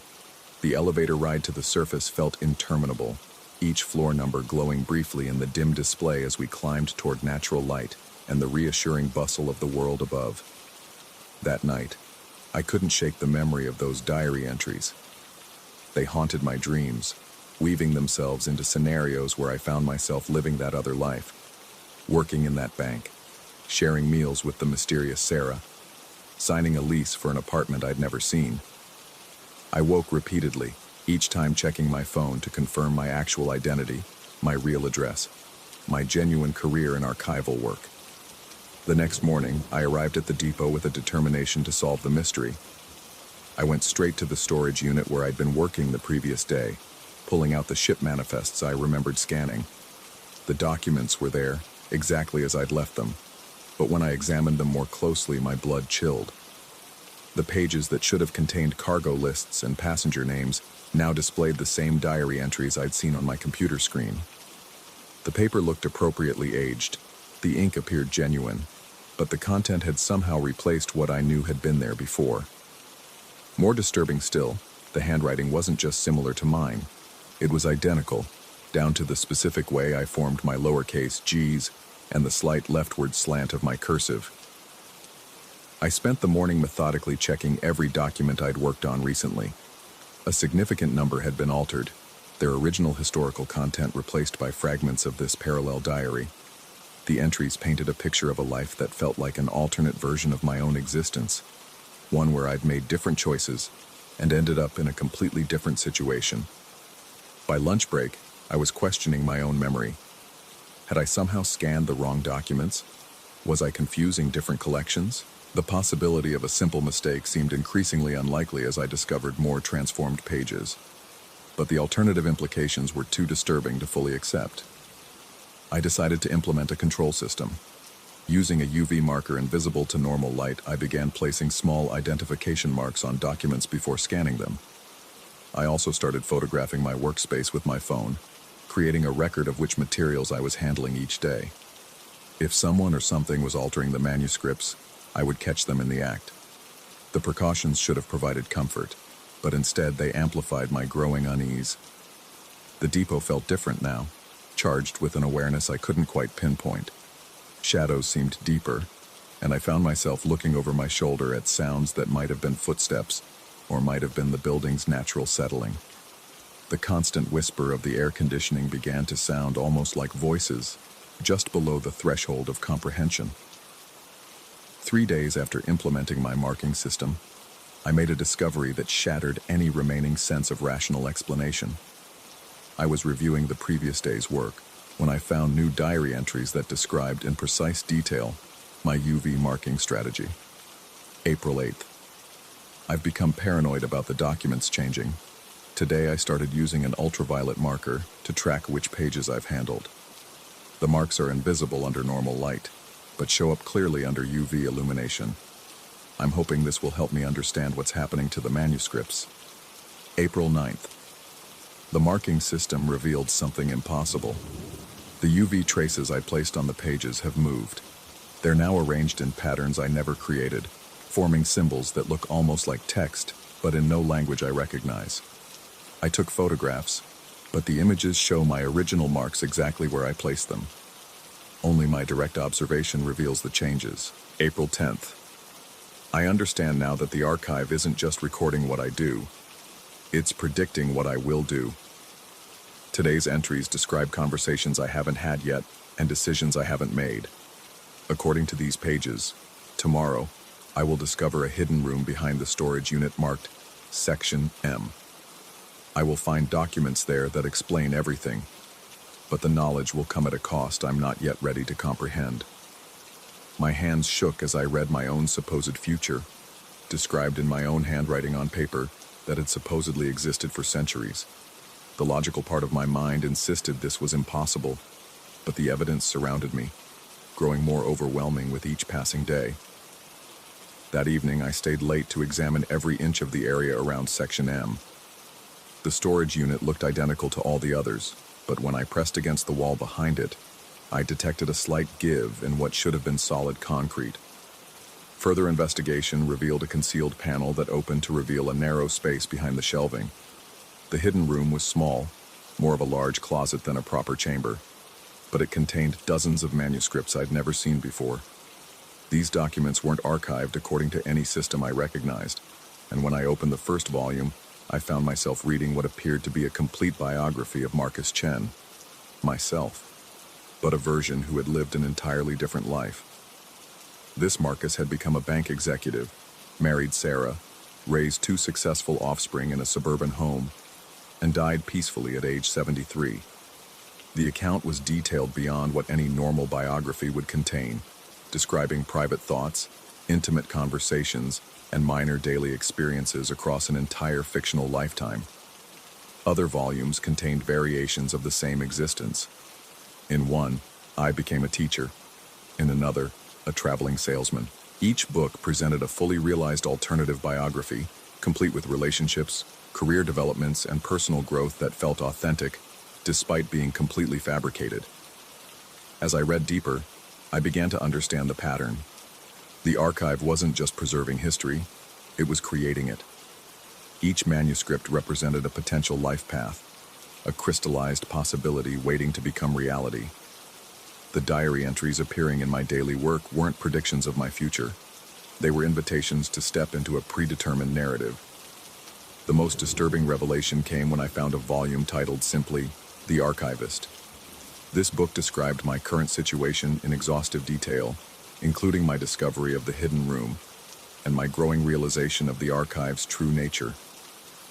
According to this account, I would eventually choose to embrace one of the alternative biographies, allowing my original identity to be overwritten by a more appealing fictional existence. The final pages of The Archivist remained blank, waiting for my decision. I spent the rest of the night reading through the various versions of my potential lives, each one carefully crafted to be more appealing than my current existence. The bank executive version offered financial security and social status. The teacher version provided purpose and the satisfaction of shaping young minds. The traveling salesman version promised adventure and freedom from routine. As dawn approached, I realized the archive had been studying me, learning my desires and fears, crafting scenarios designed to tempt me away from my authentic but imperfect reality. Each time I returned to work, each time I scanned another document, I was feeding information into a system that used my own psychology against me. The blank pages in The Archivist seemed to pulse with expectation, waiting for me to make a choice that would determine not just my future but my entire past. If I selected one of the alternative biographies, would my memories be rewritten to match? Would everyone who knew me remember the fictional version instead of the real Marcus Chen? I closed the book and backed away from the hidden chamber, but I knew I couldn't simply leave and pretend I'd never found it. The archive had already woven itself into my reality, changing documents I'd worked with, and creating a paper trail of events that existed in multiple, contradictory versions. Standing there in the depot's yellow fluorescent glow, surrounded by centuries of preserved human stories, I faced a choice that transcended normal decision-making. The archive offered me the chance to edit my own existence, to trade my flawed reality for a perfected fiction. All I had to do was write my name on one of those blank pages.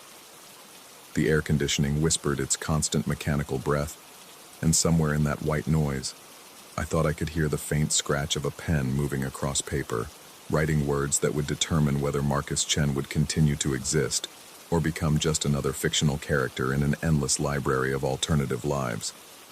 I backed toward the exit, leaving the question unanswered, but knowing I would return. The archive was patient after all. It had all the time in the world to wait for my decision, and an infinite number of pages on which to record whatever version of my life I chose to embrace. The elevator carried me toward the surface, but I could feel the weight of those blank pages pulling at me like gravity, demanding resolution to a story that had already been written in every possible way except the one that mattered most, the way I would choose to write it myself. Story 13. The fluorescent lights in the control booth hummed with that particular frequency that made my teeth ache. 23 years I'd been riding these rails, and I'd never gotten used to the way the tunnels breathed at night. That subtle shift in air pressure when the last passenger train pulled away, leaving only the darkness and the weight of Manhattan pressing down from above. I wasn't supposed to be here. Martinez should have been running the post-midnight inspection, but his kid had come down with something nasty, and management needed a warm body with clearance. Being the eternal substitute had its perks: overtime pay and the kind of solitude most people would pay good money for. What it didn't have was the comfort of routine. Every tunnel looked different when you weren't familiar with its moods. The inspection checklist felt damp in my hands. Humidity down here played hell with everything. Track sensors, signal integrity, structural monitoring, emergency protocols. Standard procedure called for a slow crawl through each section, checking for debris, track damage, or any of the 1,000 things that could turn a morning commute into a headline. The tunnels were older than most of the city above them, carved out when men still wore bowler hats and women carried parasols. I'd started at the northern terminus and worked my way south, the headlight cutting through blackness that seemed to swallow the beam just yards ahead. The rails gleamed like parallel scars in the darkness, worn smooth by decades of steel wheels. Every few hundred yards, service alcoves carved into the concrete provided shelter for maintenance crews, assuming you could call a 3-foot deep recess shelter. The walls wept constantly, moisture beating and trickling down in patterns that looked almost like writing in the half-light. The blind spot came up on me without warning. Section 7 Delta, according to the map. A gentle curve where the tunnel bent around the foundation of some long-demolished building, creating a natural dead zone in the sensor array.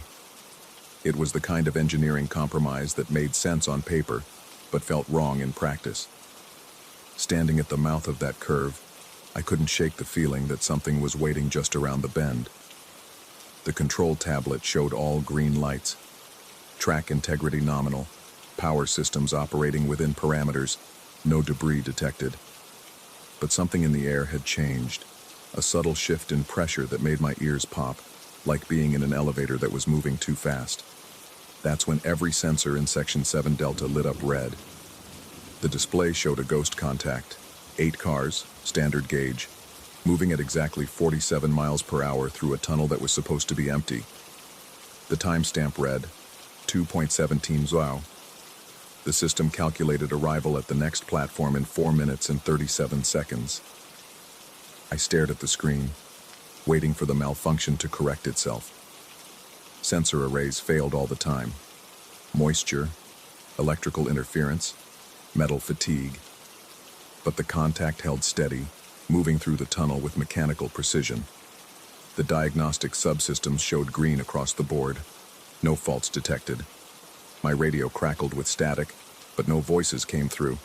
Down here, you were on your own until you surfaced. I grabbed the emergency flashlight and headed toward the service porthole, a narrow window cut into the tunnel wall for exactly this kind of situation.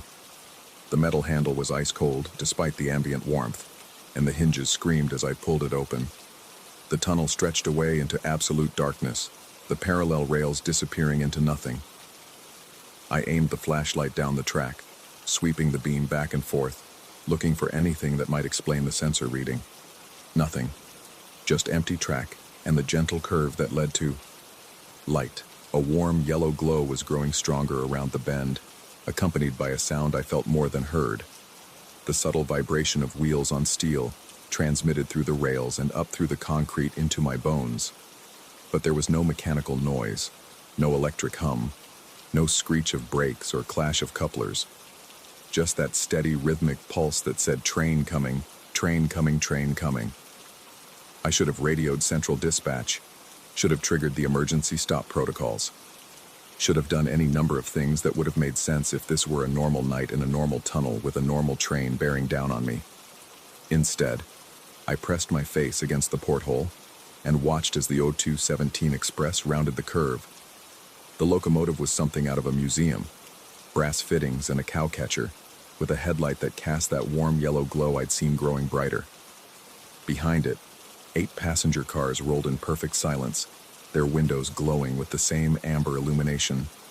Through those windows, I could see them. Dozens of passengers in evening dress, the men in white ties and tails, the women in beaded gowns that caught the light as they moved. They were having a party. I could see champagne glasses raised in toasts, couples dancing in the narrow aisles, groups clustered around tables covered in white linen. The fashion was all wrong for any time after 1925. The women's hair pinned in finger waves, the men's collars standing tall and stiff. It looked like a scene from a movie about the Jazz Age, except for one thing. None of them cast shadows. The train slid past the porthole with liquid grace, each car perfectly maintained, perfectly appointed, perfectly wrong. In the last car, A woman in a silver dress looked directly at me. Her eyes were the color of old pennies, and her smile was the kind reserved for private jokes. She raised her glass in a salute, and the champagne caught the amber light like liquid gold. Then the train was passed, continuing down the tunnel toward the next station. I watched the red markers on the rear car grow smaller and smaller until they were just pinpricks in the darkness, and then they were gone entirely. But the sensors continued to track the contact. I stumbled back to the control booth, my hands shaking as I pulled up the system display.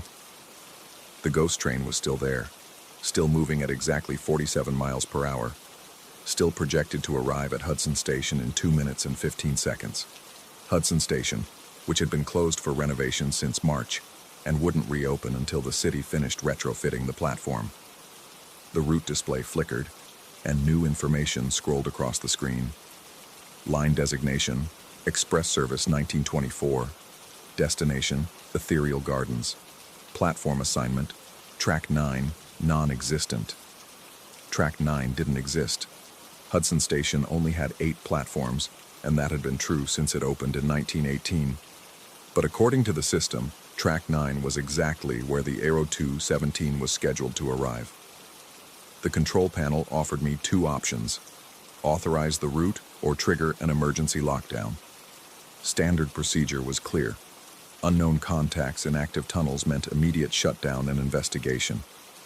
But looking at that flickering display, reading destination names that shouldn't exist, I felt the weight of a decision that would determine more than just railway scheduling. If I authorized the route, I would be allowing something that couldn't exist to continue existing. If I triggered the lockdown, I would be confronting whatever was riding those rails, whatever had turned Section 7 Delta into a doorway between then and now. The timer on the display showed 1 minute to arrival. My finger hovered over the lockdown control, but something stopped me. Maybe it was the memory of that woman's copper penny eyes, or the way the passengers had looked so content, so peaceful. They weren't hurting anyone, just riding their eternal route through tunnels that remembered when the city was younger and the night was full of jazz and possibility. But authorization felt like surrender, like admitting that the world contained more than I was prepared to accept. And if I let them through once, what was to stop them from coming back? What was to stop other passengers from other times from claiming their own routes through the dark? 30 seconds. The decision tree sprawled before me like the tunnel system itself. Dozens of branching paths, each leading to consequences I couldn't predict. In 23 years of running these rails, I'd never faced anything more complicated than a signal malfunction or a track obstruction.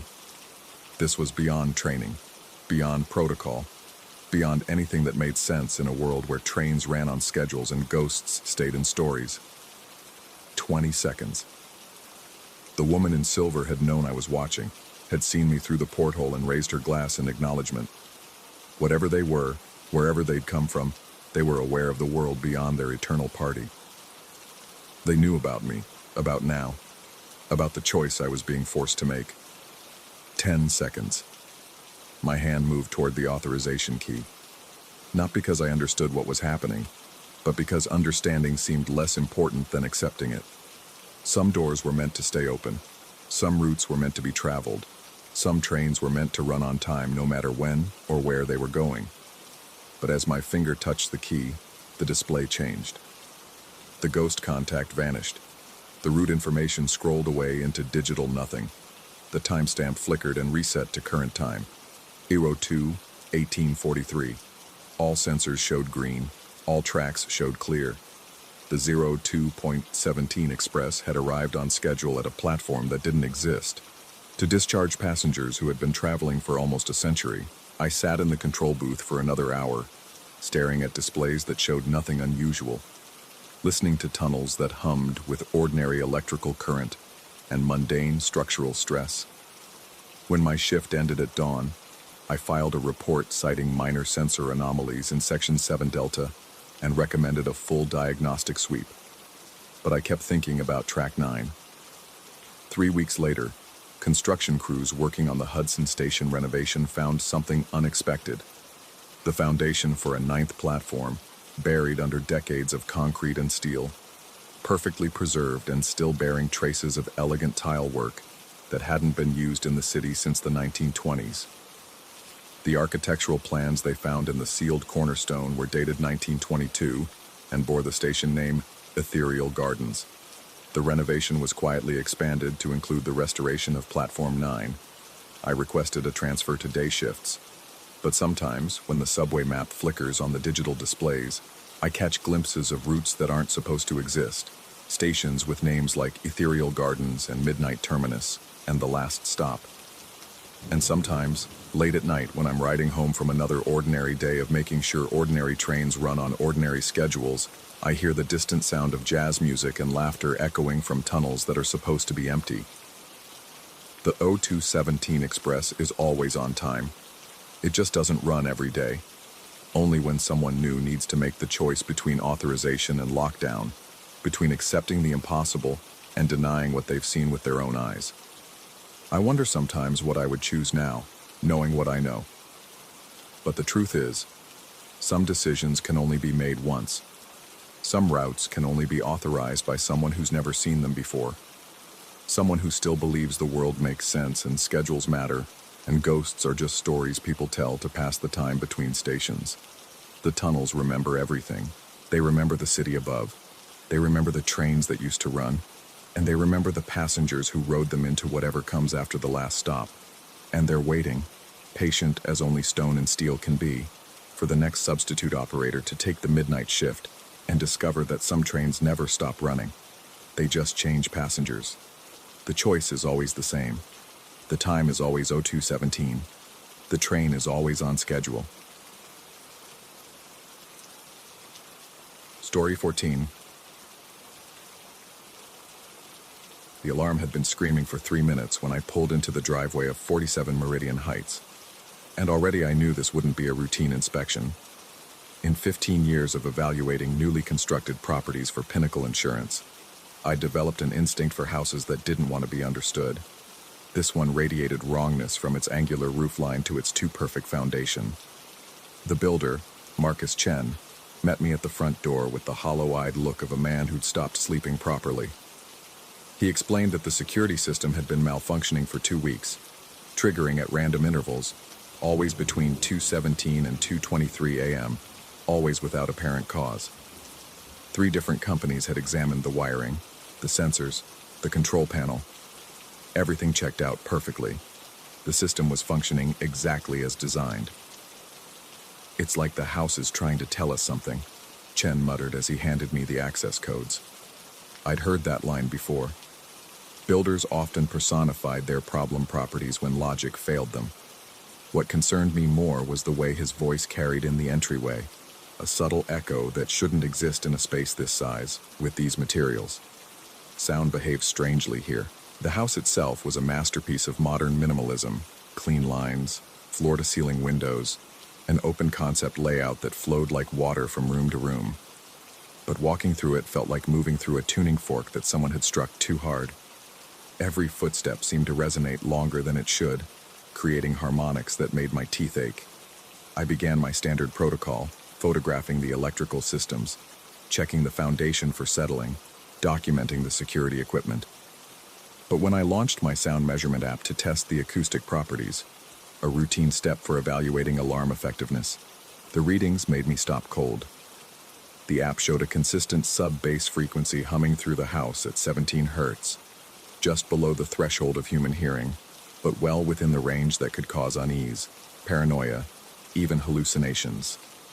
More disturbing, embedded within that low-frequency drone was a pattern. A voice distorted and slow, repeating the same phrase over and over. "I'm in the basement." The words were barely recognizable, stretched across several seconds each, but unmistakably female. I stood in the living room, staring at the waveform on my phone screen, watching the pattern repeat every 47 seconds with mechanical precision. My first thought was of a prank, some elaborate joke by a disgruntled subcontractor. But the frequency was too low, too precisely calibrated. This wasn't a hidden speaker. This was something built into the house itself. I descended to the basement, following the signal strength readings. The space was unfinished but immaculate. Concrete walls perfectly smooth, electrical conduits running in precise parallel lines, not a single crack or irregularity. But as I swept the room with my thermal camera, I noticed something that made my stomach clench. Temperature variations. 5 distinct zones where the ambient heat dropped by exactly 7 degrees Fahrenheit, creating a pattern across the floor that, when I mapped it on my tablet, formed a perfect pentagon. I'd seen geometric anomalies before, usually caused by underground utilities or poorly planned HVAC systems. But this was too precise, too deliberate.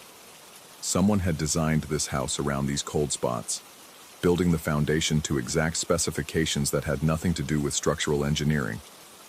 Over the next hour, I documented everything: the thermal readings, the acoustic measurements, the way shadows seemed to pool in certain corners despite the LED lighting. But it was when I was photographing the main stairwell that the thermal camera caught something that made my blood feel carbonated. A silhouette. Tall, impossibly tall, stretching from floor to ceiling, standing in the stairwell opening. The figure was facing the front door, motionless, radiating cold like a statue made of winter air. I lowered the camera and looked with my naked eyes. Nothing. Raised it again. There it was, clear as daylight in the thermal spectrum. I moved to get a better angle, and the figure moved too. Not walking, but shifting position like smoke reorganizing itself. Always facing the front door, always blocking the most direct exit route. My hands were shaking as I saved the thermal images to my phone. 23 years of marriage had taught me to trust my wife Sarah's intuition about people, and 15 years of insurance work had taught me to trust my instruments about buildings. Both were telling me to leave, immediately. But I had a job to complete, and Pinnacle Insurance didn't pay me to run from anomalous readings. I'd built my reputation on thorough, methodical investigations.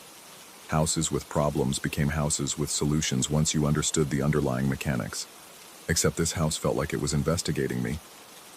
The realization crept in gradually, like water finding a crack. Every room I entered seemed to shift its acoustic properties after I left. The sub-bass voice would move, relocating to wherever I wasn't currently standing.